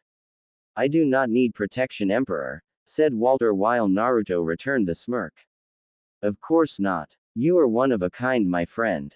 My personal Shinigami," said Naruto before laughing and seeing Walter bow slightly at being complimented for having such a title. "Do you wish for me to take care of them before they get here?" said Walter seeing the young emperor nod once with his smile growing. "You read my mind, Walter. You've been hanging around psychics too long. Still, I don't want them all dead, as I want to know everything they know in those heads of theirs, and not just about them being sent to kill me. I want the squad leader and at least one of his subordinates kept alive for interrogation before we send them back to their master, in pieces," said Naruto seeing Walter bow. "Your orders will be followed to the letter. I promise not one of these villains will see the light of day after the Empire is done with them. Now, with your permission, my emperor, I believe it's time I gave these young people a proper lesson in violence," said Walter, as he saw Naruto nod, and walked out of the room to do his duty. Several hallways down. "Are you sure the Emperor's private quarters are around here?" said one root shinobi, as he had an uneasy feeling about being able to get this far, and face no opposition. "Yes. Now hurry. Danzo-sama wants the Emperor's identity and life before the end of the day," said the root Anbu captain with his squad rushing through the halls. Only to stop when a door opened and single figure entered the hall before turning to face them in a calm expression his face. The man walked towards them, fearlessly, and with a smile on his face that made the root shinobi in front of him a bit nervous. With a single action of expanding his left fist into open hand, a quick flash from the lighting warned the root shinobi of what was coming towards them, and one root shinobi lost his head at the neck while another closest to the root Anbu captain lost his right arm. "Oh dear, I killed one of you. I guess it is to be expected in my old age that I would lose some of my edge slightly since my orders are to only maim you, said the figure still walking towards the root shinobi. Who the hell are you? Said the root captain, as he quickly drew his sword, and the others brought out their weapons. My name is Walter Dornes, butler to the Emperor of the Western Elemental Empire and former Master Shinobi, said Walter before unleashing his microfilament razor wire with the greatest of ease, capturing 3 of the remaining 6 shinobi, and moved with blinding speed not meant for a man of his age. Before a single tug from Walter, who was now behind the root shinobi, caused the 3 in his wires to become a gory mess on the ground, and make the remaining squad from the leaf back away in fear. The one injured root shinobi from earlier tried to stand, but quick kick to the head knocked the man out, and brought the loyal butler of the Emperor to focus on the remaining root members. Hurry! Run to the Emperor's room. I'll distract this guy long enough for you to slay our objective, said the root captain while seeing his 2 subordinates nod and rush off to find the Emperor before killing him. How unwise, said Walter, as he used one hand to bind the root Anbu captain by both his arms, and then the other 2 by their skulls. It doesn't matter how much pain you cause us. We won't tell you anything during our interrogation, said the root Anbu captain while Walter just chuckled before killing the 2 behind the squad leader. You sound so confident we'll fail, but the way I see it, by the time we get through with you, I highly suspect you will be pissing yourself, followed of course by praying to your impudent master, said Walter before a couple dozen samurai came around the corner and moved to take him away along with the unconscious injured one on the ground. You will fail, said the root Anbu captain with Walter's grin increasing, as he quickly and ruthlessly tore both of the man's arms right off before the samurai took both away. If I were an agent of the East, then maybe I would, but I'm not from the East, and it is my duty to never fail my emperor in what I do, said Walter before he went to summon a detail of servant to clean up this mess he had made. Blood was so hard to get out of good wood and carpeting these days. End flashback. Naruto snapped his mind out the events of the past, as the announcer asked for Rock Lee from the Leaf, and Tifa Lockhart from the Western Elemental Empire. Once more, the Leaf was booed while Tifa was cheered, and some men even asking for her lovely hand in marriage. Ah Cloud, you better put a ring on that girl's finger before some guy snatches her away, thought Naruto with a smirk, knowing Tifa and Cloud's strife were in a relationship now for a while with no word of an engagement to be married being announced. My emperor. It is done. My agent has succeeded in his objective. She is yours, said a tall warrior wearing a trench coat and dark purplish fighting attire with a weapon many would believe was a sword. It wasn't. Thank you for informing me, Aoshi-san. Head down to the fighter waiting area. I don't want you to be disqualified for being late, said Naruto with Aoshi nodding and silently left his side. What was that young man talking to you about, Emperor-sama? Said Koyuki while her masked hero from years past just turned slightly. Just some good news that required my attention, Daimyo-sama, said Naruto, knowing he had to keep up appearances in not knowing the woman beyond her title as a daimyo of Spring Country while here before focusing on the fight below. If you could call it that. Lee was always good in taijutsu.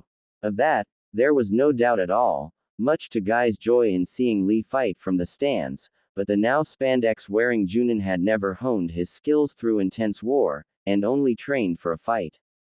Tifa had been part involved with the fighting in the West since she was a child, as she ate, slept, and breathed war until Naruto came along to bring peace. Now, Tifa trained others in taijutsu, pushing herself, and everyone around her to the limit every day. No one trained like Tifa did in taijutsu. Rock Lee skidded back, his body aching like never before, and coughed up quite a bit of blood. From the looks of things, from a doctor's point of view from seeing the fight, the Leaf Shinobi had 3 cracked ribs, concussion, broken right hand, wrist, and a fracture on his left leg. Lee tried to stand, but it was no use, and Tifa herself had a few bruises on her without question. However, the woman was shrugging it off like what he did was just a quick pinch of skin, and just looked disappointed at him. So this is the future taijutsu master of the Leaf Village. Pathetic. Naruto told me about you. How you fought Sabaku no Gaara in the Chunin exam preliminaries all those years ago. Nearly took down Gaara, but a simple miscalculation caused you to lose, and nearly become paralyzed from the waist down, said Tifa, making Lee, his fellow Leaf Shinobi competitors, and comrades watching in the stadium to become shocked. You know Naruto. What has that unyouthful demon done to warp your mind? Said Lee before he was kneed viciously in the face by Tifa, and the loud crunch sound of the spandex wearing Leaf Shinobi's nose being broken could be heard in the process before rolling backwards until he was face down on the tiled arena floor. He has done nothing to my mind. It has remained clear long after the day I met him. Go back to your Hokage and tell her Naruto is happy in the Empire. Happier than the hate-filled bigots in the Leaf could ever try to do on a good day, said Tifa before she did a high-leaping drop kick onto Rock Lee and broke his spine with the tiles of the arena floor, forming a circular spider web to implicate how much force she used in the attack. Rock Lee was down and he was not getting up. Lee, yelled Guy, as he saw Tifa be declared the winner, and his student being carted away by medics. That was for betraying Naruto. He told me how he found Senju Tsunade and got her to return to the Leaf to heal the injured. You being among them, if I'm not mistaken, Rock Lee. You are unworthy to walk again after your betrayal of such a considerate boy. Do this world a favor and stay crippled this time, said Tifa before walking away from the broken Leaf Shinobi without regret. That's not possible, said Neji, as he knew how Lee's skills were pure taijutsu, and that it shouldn't be possible for anyone to match the spandex Junin in his field. Only for Neji to find fate had not decreed Lee the winner like the Hyuga thought. Are you surprised? The woman claimed to know Naruto. Maybe he did something to give her the extra edge, said Sasuke, with Neji nodding in reluctant agreement to his statement. Perhaps. Naruto is a demon after all, and demons have been known to bless humans in exchange for different things. Perhaps he did something to make that woman stronger than a normal person, thought Neji, as he heard his name be announced, and another by the name of Aoshi Shinomori. As before with Kiba, then Lee himself when revealing themselves upon their name being announces, Neji was met with booing, and hostility that he had never experienced in his life. Aoshi on the other hand was greeted with cheers, praise, screams from women of their love for him, and how they wanted to be the mother of his children while begging him to be their boyfriend, husband. You can't have a weapon with you for this event. It's pure taijutsu only, said the arena announcer in a whispered tone to Aoshi while the tall man just nodded. My apologies. One moment please, said Aoshi, as he walked to the grass area around the large square tiled arena, and instantly his loyal subordinate Hananya appeared almost seemingly out of nowhere to take his weapon. I bring word from her, Aoshi-sama. The woman, who has captured the Emperor's heart, respectfully requests you hurt your opponent in a very painful and ruthless manner, said Hananya, seeing Aoshi nod. Does the Emperor agree with this request? Said Aoshi while seeing Hananya nod. He does, said Hananya with Aoshi nodding in understanding. As they both wish, I will do as they command of me, and become the instrument of their vengeance, said Aoshi before turning around and walking back to the center of the arena. You should give up now. Fate has decreed me the winner of this match before it started. Unlike my comrades from the Leaf, I don't lose to anyone, and cannot even to the likes of you, said Neji in his gentle fist stance while Aoshi's cold eyes stared into his own. There was one who beat you in combat, and he was supposed to be the weakest of the genin in the Leaf at the time, said Aoshi, seeing Neji bristle with anger. That did not count. My opponent was a demon. Still is a demon. A fight with a demon does not count, for they use tricks to defy fate and thus are unworthy of their victories, said Neji before he was blasted with cold, cruel killer intent from Aoshi, and yet the taller man showed none of it his face. You will pay dearly for insulting Naruto, said Aoshi while making his knuckles pop when he turned his hands into fists. Begin, yelled the arena announcer before getting clear of the two contestants. Neji charged forward, intent of ending the match quickly, and decisively to leave nothing to chance in this fighter from the Western Elemental Empire being victorious. Aoshi had just stood there while Neji moved in close, already knowing what he had to do, as he just dodged one strike, then the second, then the third, fourth, fifth, and by the sixth attempt by the Hyuga did the Leaf Junin start to lose his patience. The people could be heard laughing at him for his misses, calling the gentle fist to be overrated in his hands, and that the Leaf Shinobi were the superior breed they claimed to be, with this fight being proof of it. Is this it? Is this all the power you possess? I was expecting more from the supposed prodigy of the Hyuga clan, said Aoshi, altering his speed at different times to make Neji either hesitate or miss every time. Don't you dare talk like that to me, you commoner, said Neji, missing 2 more times before moving to perform a Kaden. It was then that Aoshi struck. Quickly moving in, Aoshi aimed low, and broke Neji's with a leg strike before following it up with a spin kick to the Hyuga's face.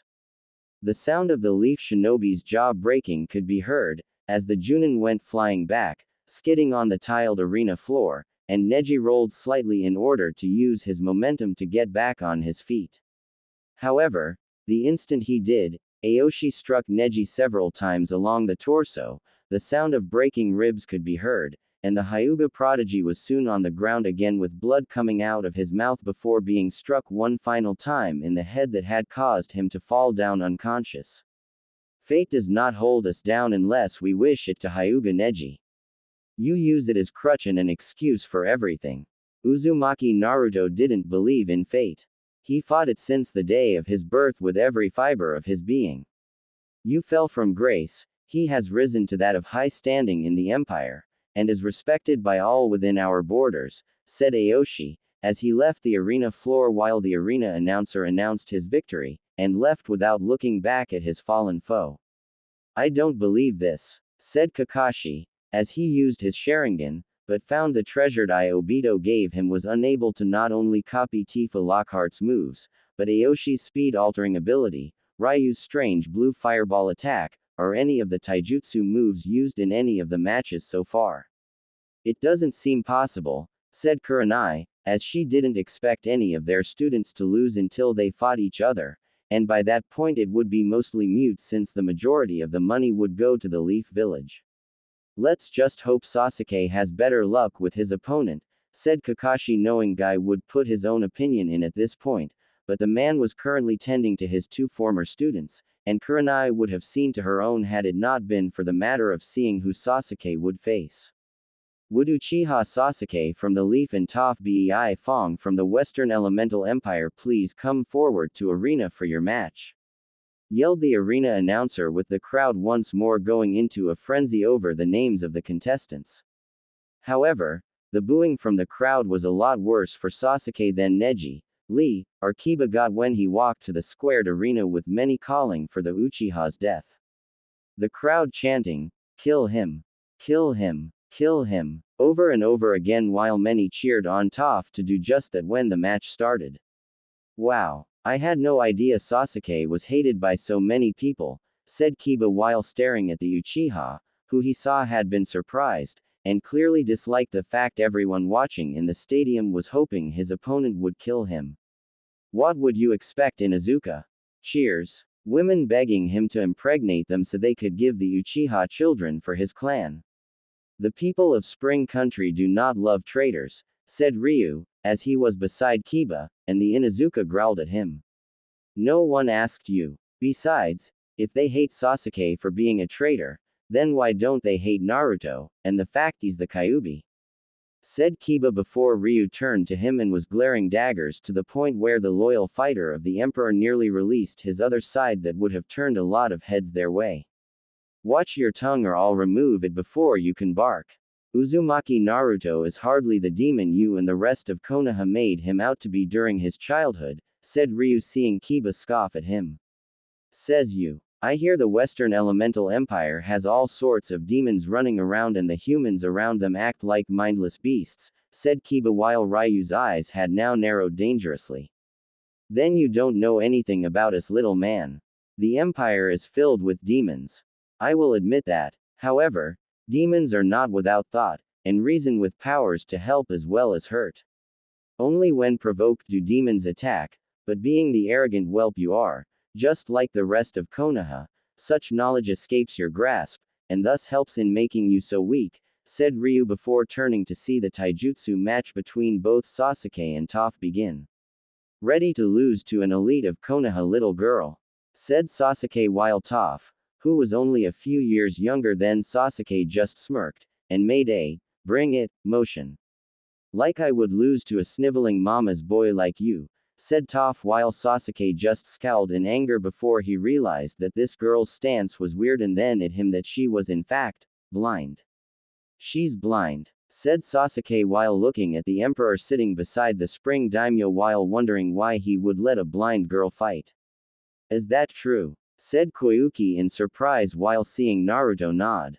That she is, but Toph's skills in taijutsu are some of the best around, and I would not have had her compete here today if I didn't think she could fight, said Naruto with pride in his voice while feeling it for all of his fellow fighters and knew even behind his mask that Toph would hear it. Come on mama's boy, I want a fight. If you've got cold feet, then by all means forfeit, and get out of this arena with your tail between your legs. I'm sure your village will help wipe your nose since they have so much experience doing it in the past, said Toph, as she sensed Sasuke's anger, and no doubt had his Sharingan eyes active. You'll regret that, little girl. My Sharingan eyes and my Uchiha blood make me superior to you in every way. It's a pity you can't see that, Sasuke while the crowd booed him for the low blow to Toph. You think me being blind is bad? The best part about being blind is I don't have to look at idiots and spineless cowards like you every day, said Toph while smiling at Sasuke since Naruto had told her in advance on the airship to attack Sasuke's ego and make him attack her first.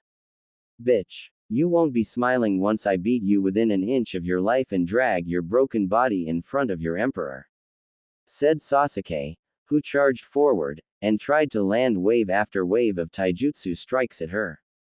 But Toph blocked or countered them easily.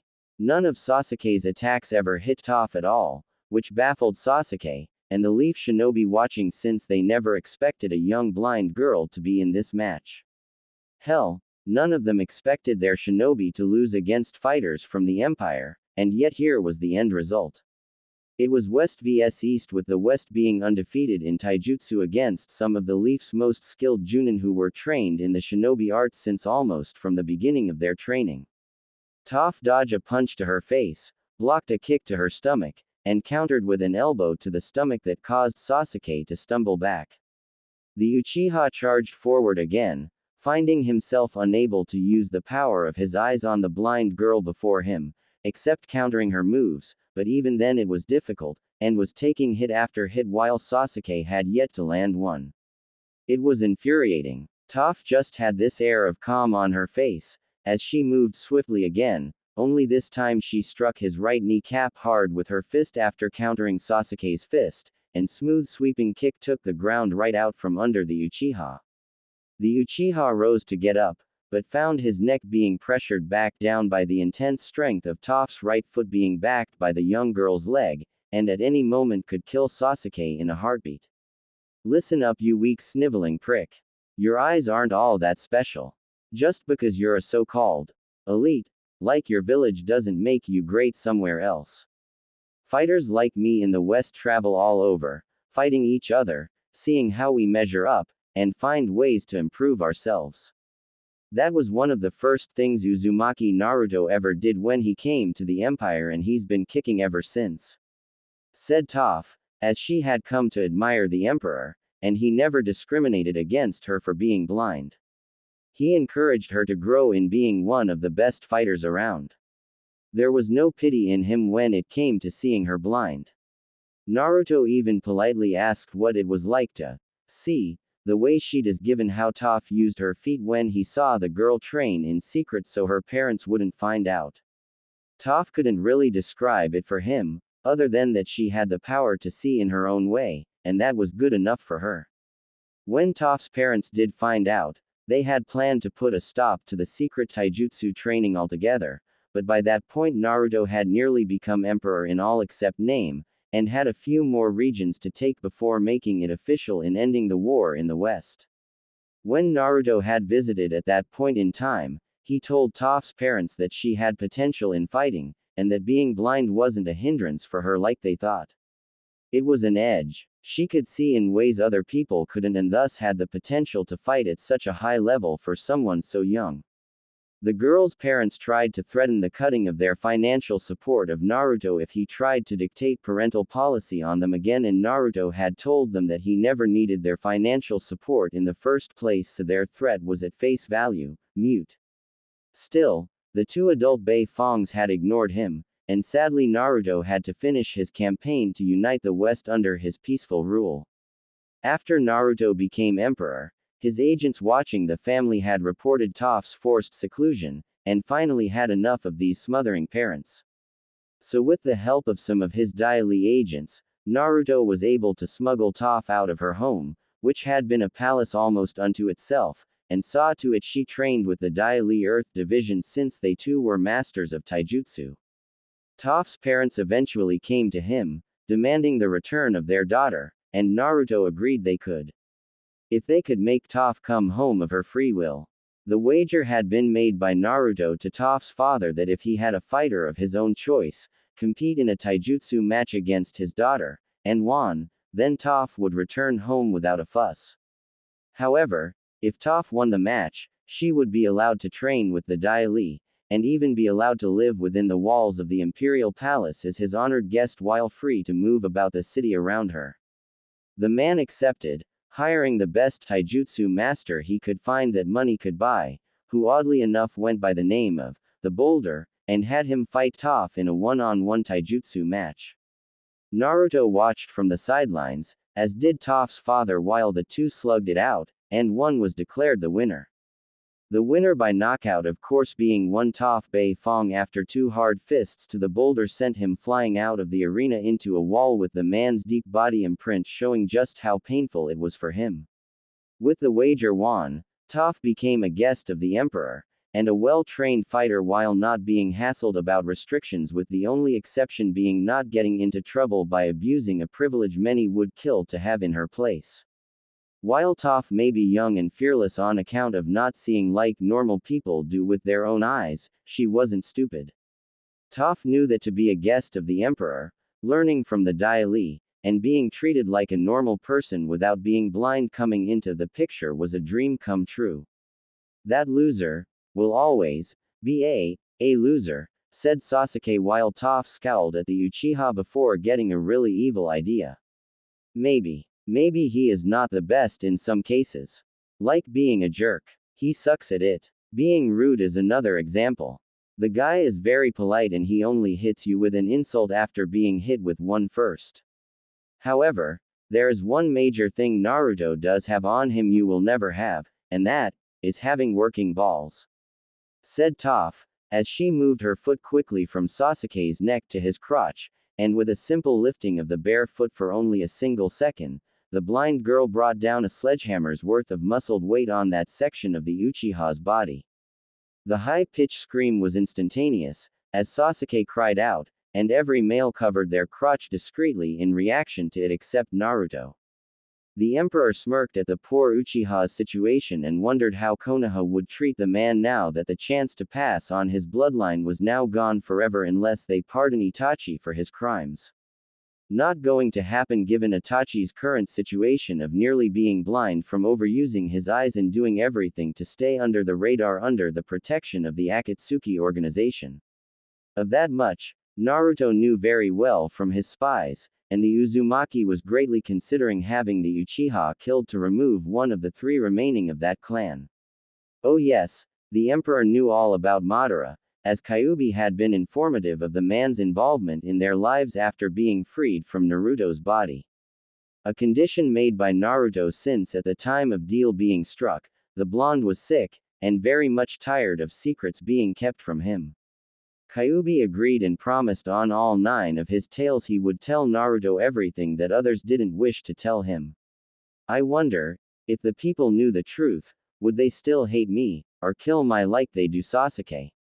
Or rather, did Sasuke now that the Sharingan is lost to them, thought Naruto while the arena announcer declared Toph the winner while still covering his crotch with one hand. We lost, said Kakashi while none of the other Leaf Junin watching could believe it.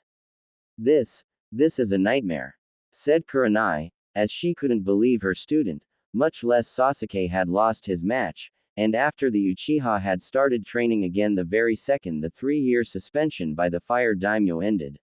It's almost a shame the Leaf Shinobi here lost. Don't you agree, Emperor-sama? Said Koyuki while Naruto nodded slightly. Yes. Keyword being, of course being, almost. Said Naruto while the two rulers let out a chuckle of amusement. Do you wish your fighters to continue with the tournament? The West had pretty much won no matter what happens, said Koyuki with Naruto nodding. It would be insulting to them if I didn't give them a chance to test their skills in taijutsu against each other. Besides, the crowd paid good money to see these fights, and it would be an insult to them to deny what they paid for when they bought the tickets, said Naruto with Koyuki smiling while nodding in agreement. I concur. However, I feel that the Leaf Shinobi here should be denied the right to see it, and be removed from the stadium, said Koyuki seeing Naruto nod and could practically sense his smile. Not a problem. By now the Leaf Junin in the stands will be seeing to their students and will soon find one of their group isn't with them, said Naruto with Koyuki's eyes widen in surprise. They'll be so busy looking for their missing shinobi, the matches will go on without any of their eyes watching them, and seeing how the West fights, said Koyuki with Naruto nodding while the smile behind his mask increased. Exactly. The situation will be further enforced given the Uchiha's current injury, said Naruto while looking at where the Leaf Shinobi in the stand had been and were no longer there. Then let's continue the tournament, said Koyuki before she signaled her subordinate to inform the arena announcer to continue with this event.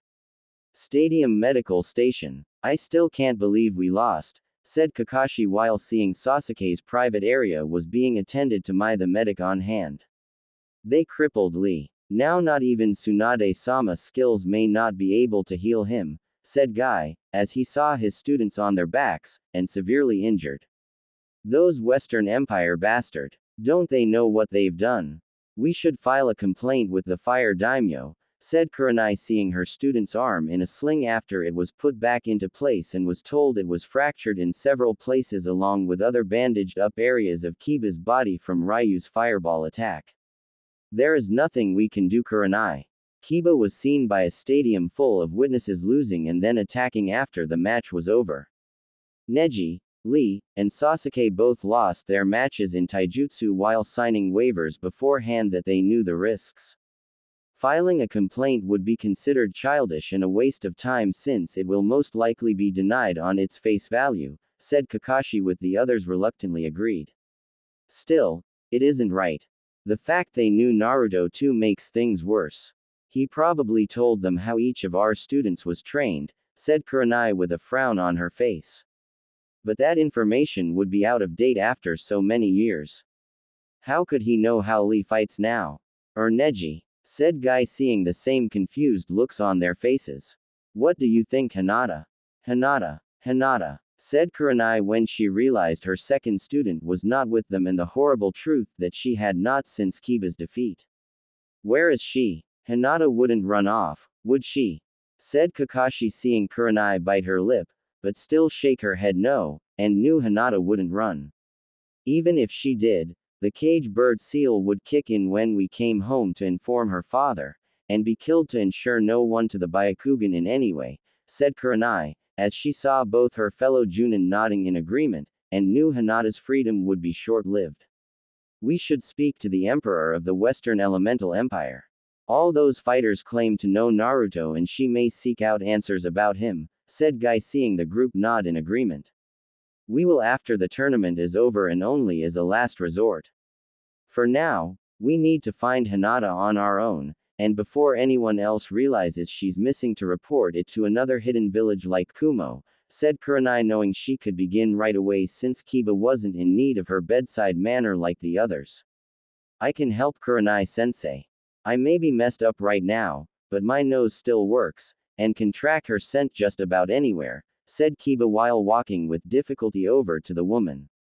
I'm going to need it given how large the stadium is and how much of a head start she has on us, said Kurenai before she left with Kiba stumbling along. With Naruto and Koyuki an hour later.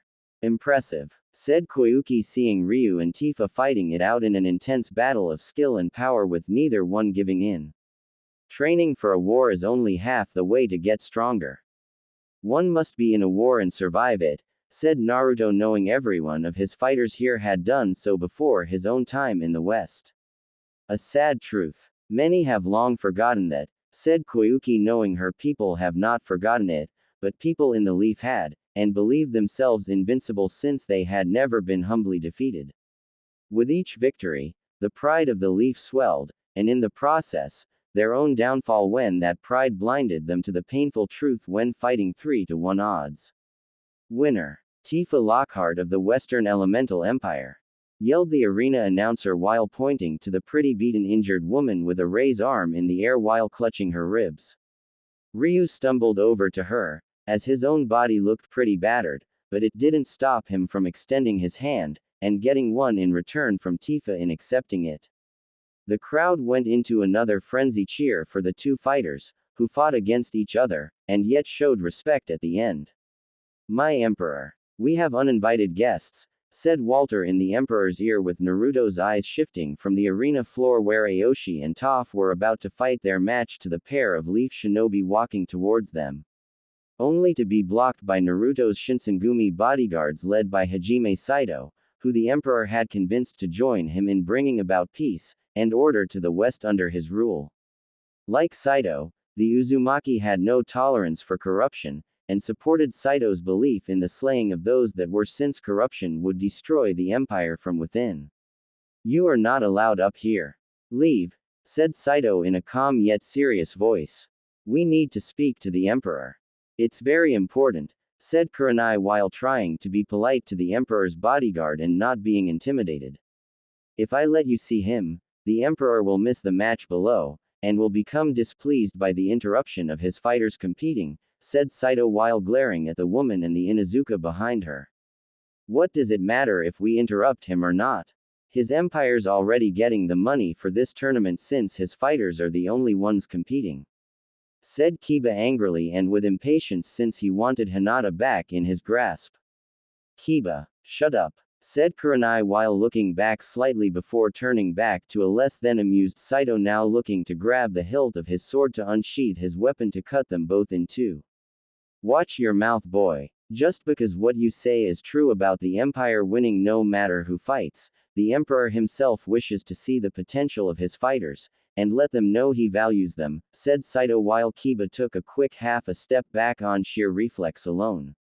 Our apologies, Samurai-san. It's just, we believe someone we know, who is missing from our group may have come in contact with someone in the Empire, and spoken to the Emperor to grant her asylum, said Kurenai and saw Saito's eyes narrow dangerously. And why would you suspect this individual would wish asylum within our empire and what makes you believe the Emperor would even consider granting it? Said Saito while Kurenai shifted uneasily since she didn't know how to explain things to the man and the risk of offending him with how Hinata's current standing in life. We believe she wishes to be with someone in your empire. She is in love with one Uzumaki Naruto and yet is to be married to another individual, said Kurenai while hoping to use Naruto's name to get some kind of sympathy from the bodyguard. Yeah, me, said Kiba behind Kurenai while the woman shut her eyes and mentally cursed the Inuzuka for speaking his mind. I see. And since Uzumaki Naruto is in the empire, seen as a great man among its people, you believe this woman marrying him will cause your missing person to possibly seek out the Emperor, or someone within the empire of high standing to save the woman from this arranged marriage. Am I right? Said Saito seeing Kurenai nod. For the most part, we tried to track her, but the scent went cold, and since the empire has so many of its agents here guarding the Emperor, said Kurenai while not finishing her sentence because she was embarrassed to explain further. You wish the Emperor to waste his time and the time of his forces looking for someone you along with your group lost. Out of the question, and to even suggest it only further inflames your village's incompetence. said Saito, seeing Kurenai scowl and Kiba looking pissed off. Hey, listen up, samurai. My future wife has gone missing, and it's all because of that demonic abomination. She has some foolish notion is deserving of love.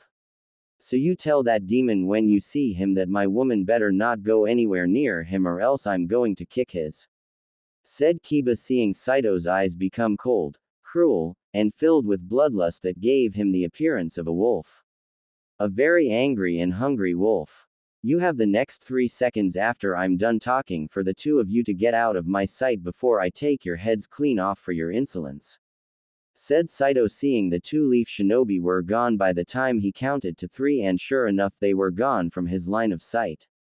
Was that really necessary, Saito? Said Naruto while glancing at his chosen captain of Shinsengumi to watch over him while here.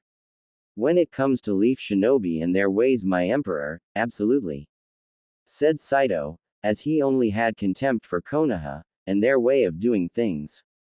Agreed. I'm sorry, Koyuki, but after the matches and award ceremony are over, I have to leave immediately, and with all speed before the leaf make it back to Konoha to report one of their shinobi has gone missing, said Naruto, seeing Koyuki nod, knowing the leaf would no doubt do since it was the Hyuga girl missing and he had informed the Spring Daimyo about Hinata's situation.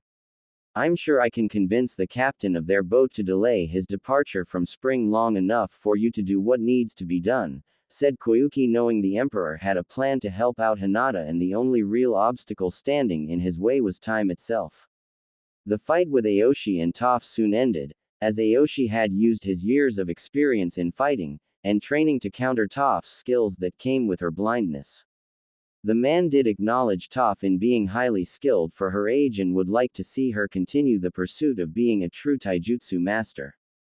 The next match was between Tifa and Aoshi, with the two using their remaining strength to give everybody around them a good final show.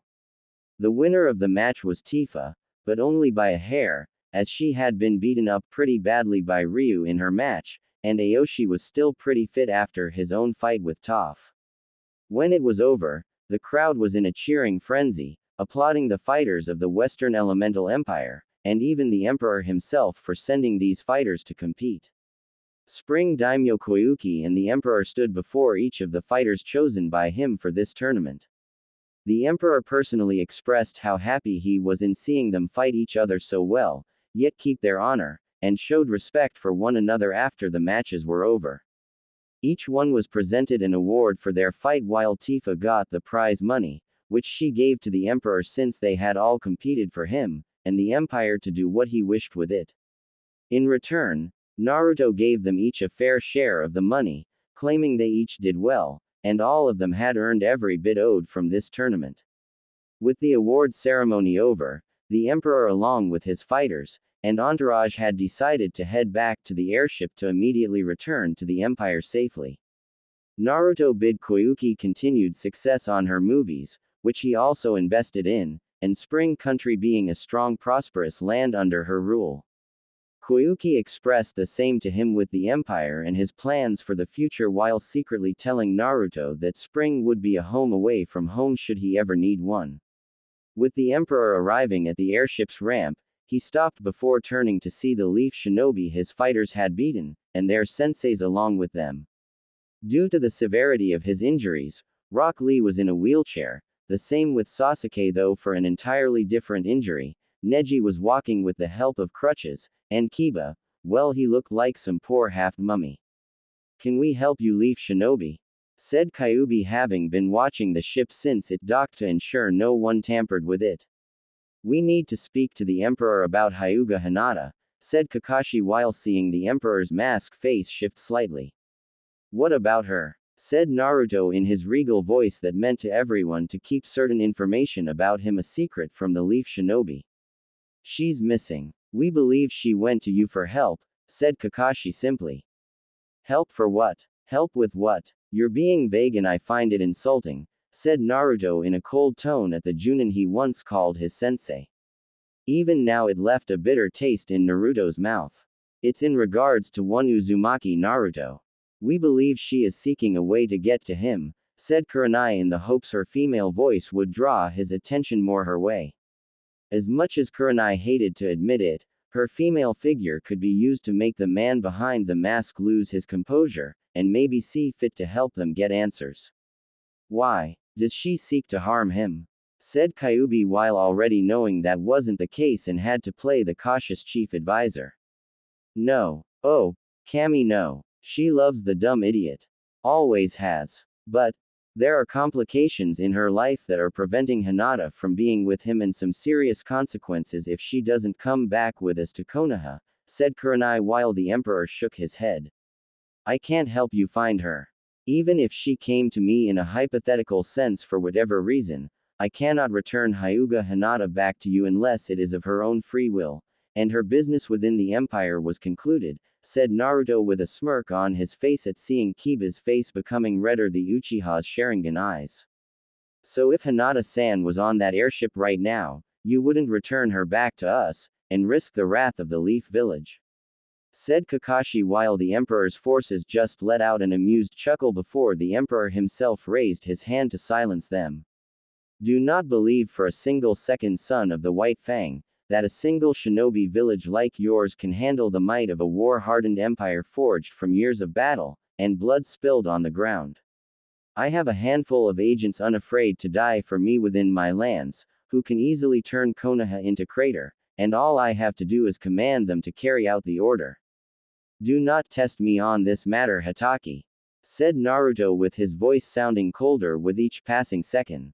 My emperor. We should go. Their very presence is sickening to my stomach and yours too, said Kyubi seeing Naruto nod in agreement. Yes. Let's go everyone. The empire awaits and the duties of its emperor call to me even now from here. You too, Kyubi, said Naruto seeing the red-armored samurai that was the demon lord himself nod with smirk behind his samurai mask face and walk towards the airship's ramp while ignoring the shocked looks of the Leaf Shinobi. Did he just see a call that guy? Kyubi, said Kurenai, as she kept her eyes on the supposed fox, and her instincts told the female Junin to reach for a weapon to slay the creature. Naruto, get back here with my future wife, you damn demon, yelled Kiba while glaring at the red-armored demonic fox going up the airship ramp. You are mistaken, boy. I am not Naruto, but I'll happily kill you here. And now if you try my patience any further, said Kyubi while staring into Kiba's eyes with his own that glowed with malice in them for the Leaf Shinobi around him before walking up the ship after hearing silence from the fools. With the airship ramp now closed, the vehicle took off into the air, towards the Western Elemental Empire, and leaving behind stupefied as well as enraged Leaf Shinobi behind. It would be at least a week before the captain of the ship Kakashi and the others were scheduled to return onto Konoha was ready to depart. When asked why by Kakashi, the ship's captain ironically told the Junin he got lost on the road of life, got drunk, and just relaxed on a well-earned vacation. A vacation paid for by the spring daimyo herself foresting in the silent request and for his silence on the matter behind the sudden vacation that delayed the Leaf Shinobi in getting back home. In the airship some hours later. We're in the clear, my emperor, said Ayame of the Hayabusa village, as she along with the rest of the shinobi on the ship had done a sweep for bugs, sabotage, and anything else that could cause the ship to have an accident while in the air. Of course, Kyubi was on the ship beforehand, but it was a protocol that Naruto had put into place in case the fox wasn't there to always watch his back and ensure security.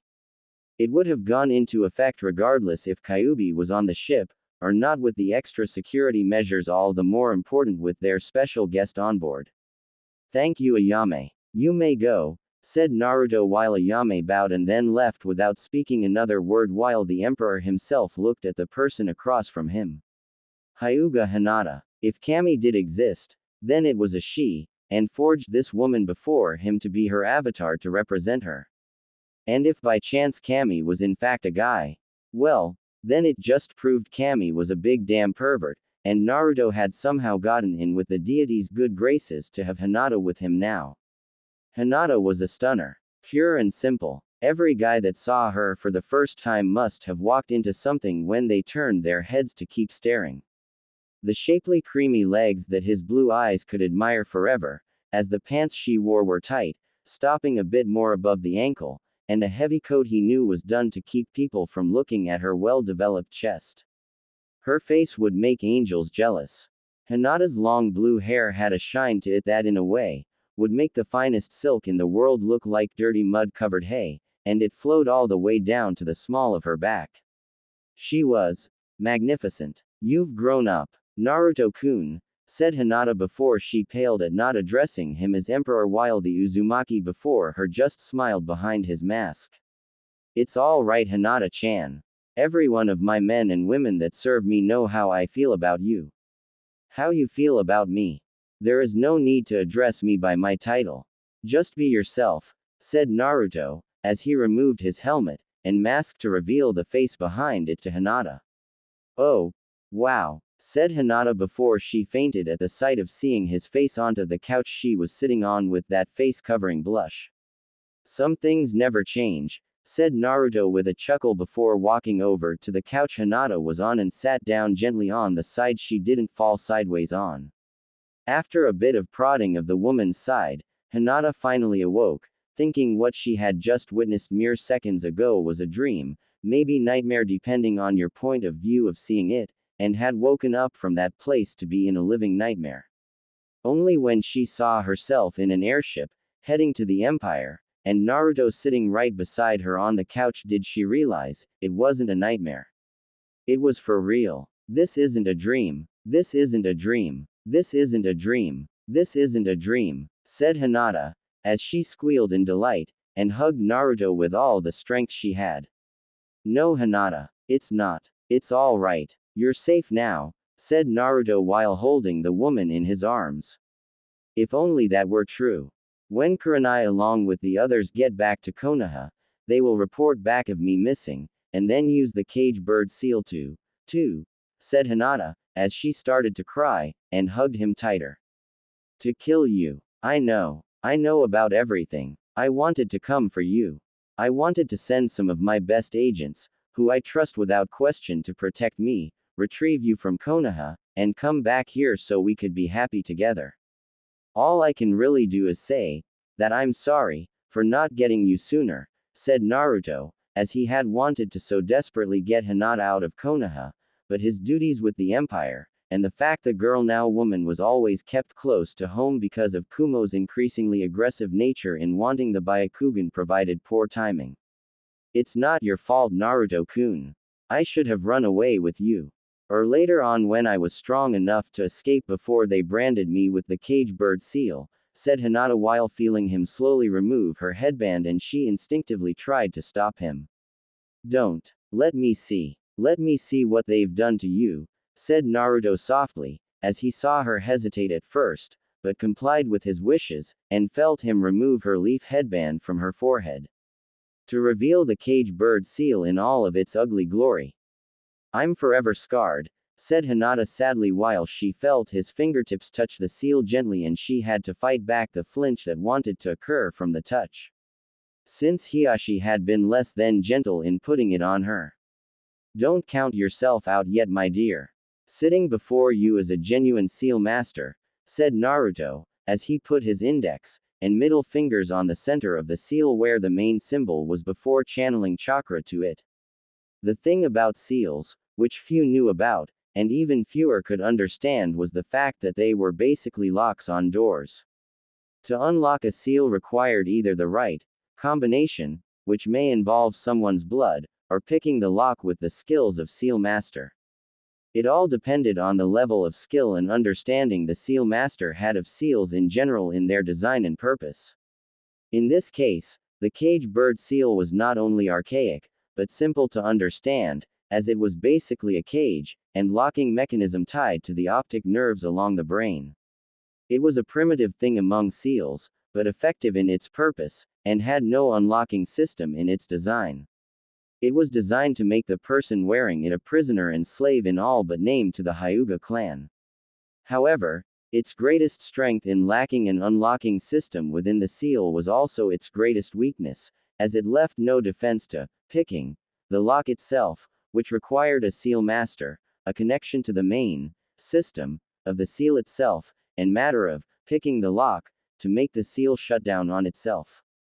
The seal had no real defense against someone attacking the system behind its design, which monitored the seal's purpose and overall function. Once the system behind the seal was accessed, a seal master could do whatever he or she wanted to the settings of the seal itself. In Hinata's case, it was shutting it down without the power behind it. Basically, taking the purpose behind the seal, and just turn it into a simple removable paint job on her forehead. With simple subtle movements of his fingertips, Naruto picked the lock on the cage bird seal, his mind accessing the system behind the seal, and basically tricked it into believing it had done its secondary objective in sealing off the Byakugan. All it had to do now was power down and prepare for its own termination with a washcloth dipped in ink-removing liquid. Did it work? Said Hinata, as she felt a tingling sensation on her forehead when Naruto touched the seal, and it spiked slightly before ending shortly after the quick spike in the sensation. See for yourself, said Naruto using her own leaf headband to show the cage bird seal had lost its potency and all it required now was some scrubbing to get it removed. And it won't activate at all, said Hinata with Naruto smiling. No, I basically shut it down.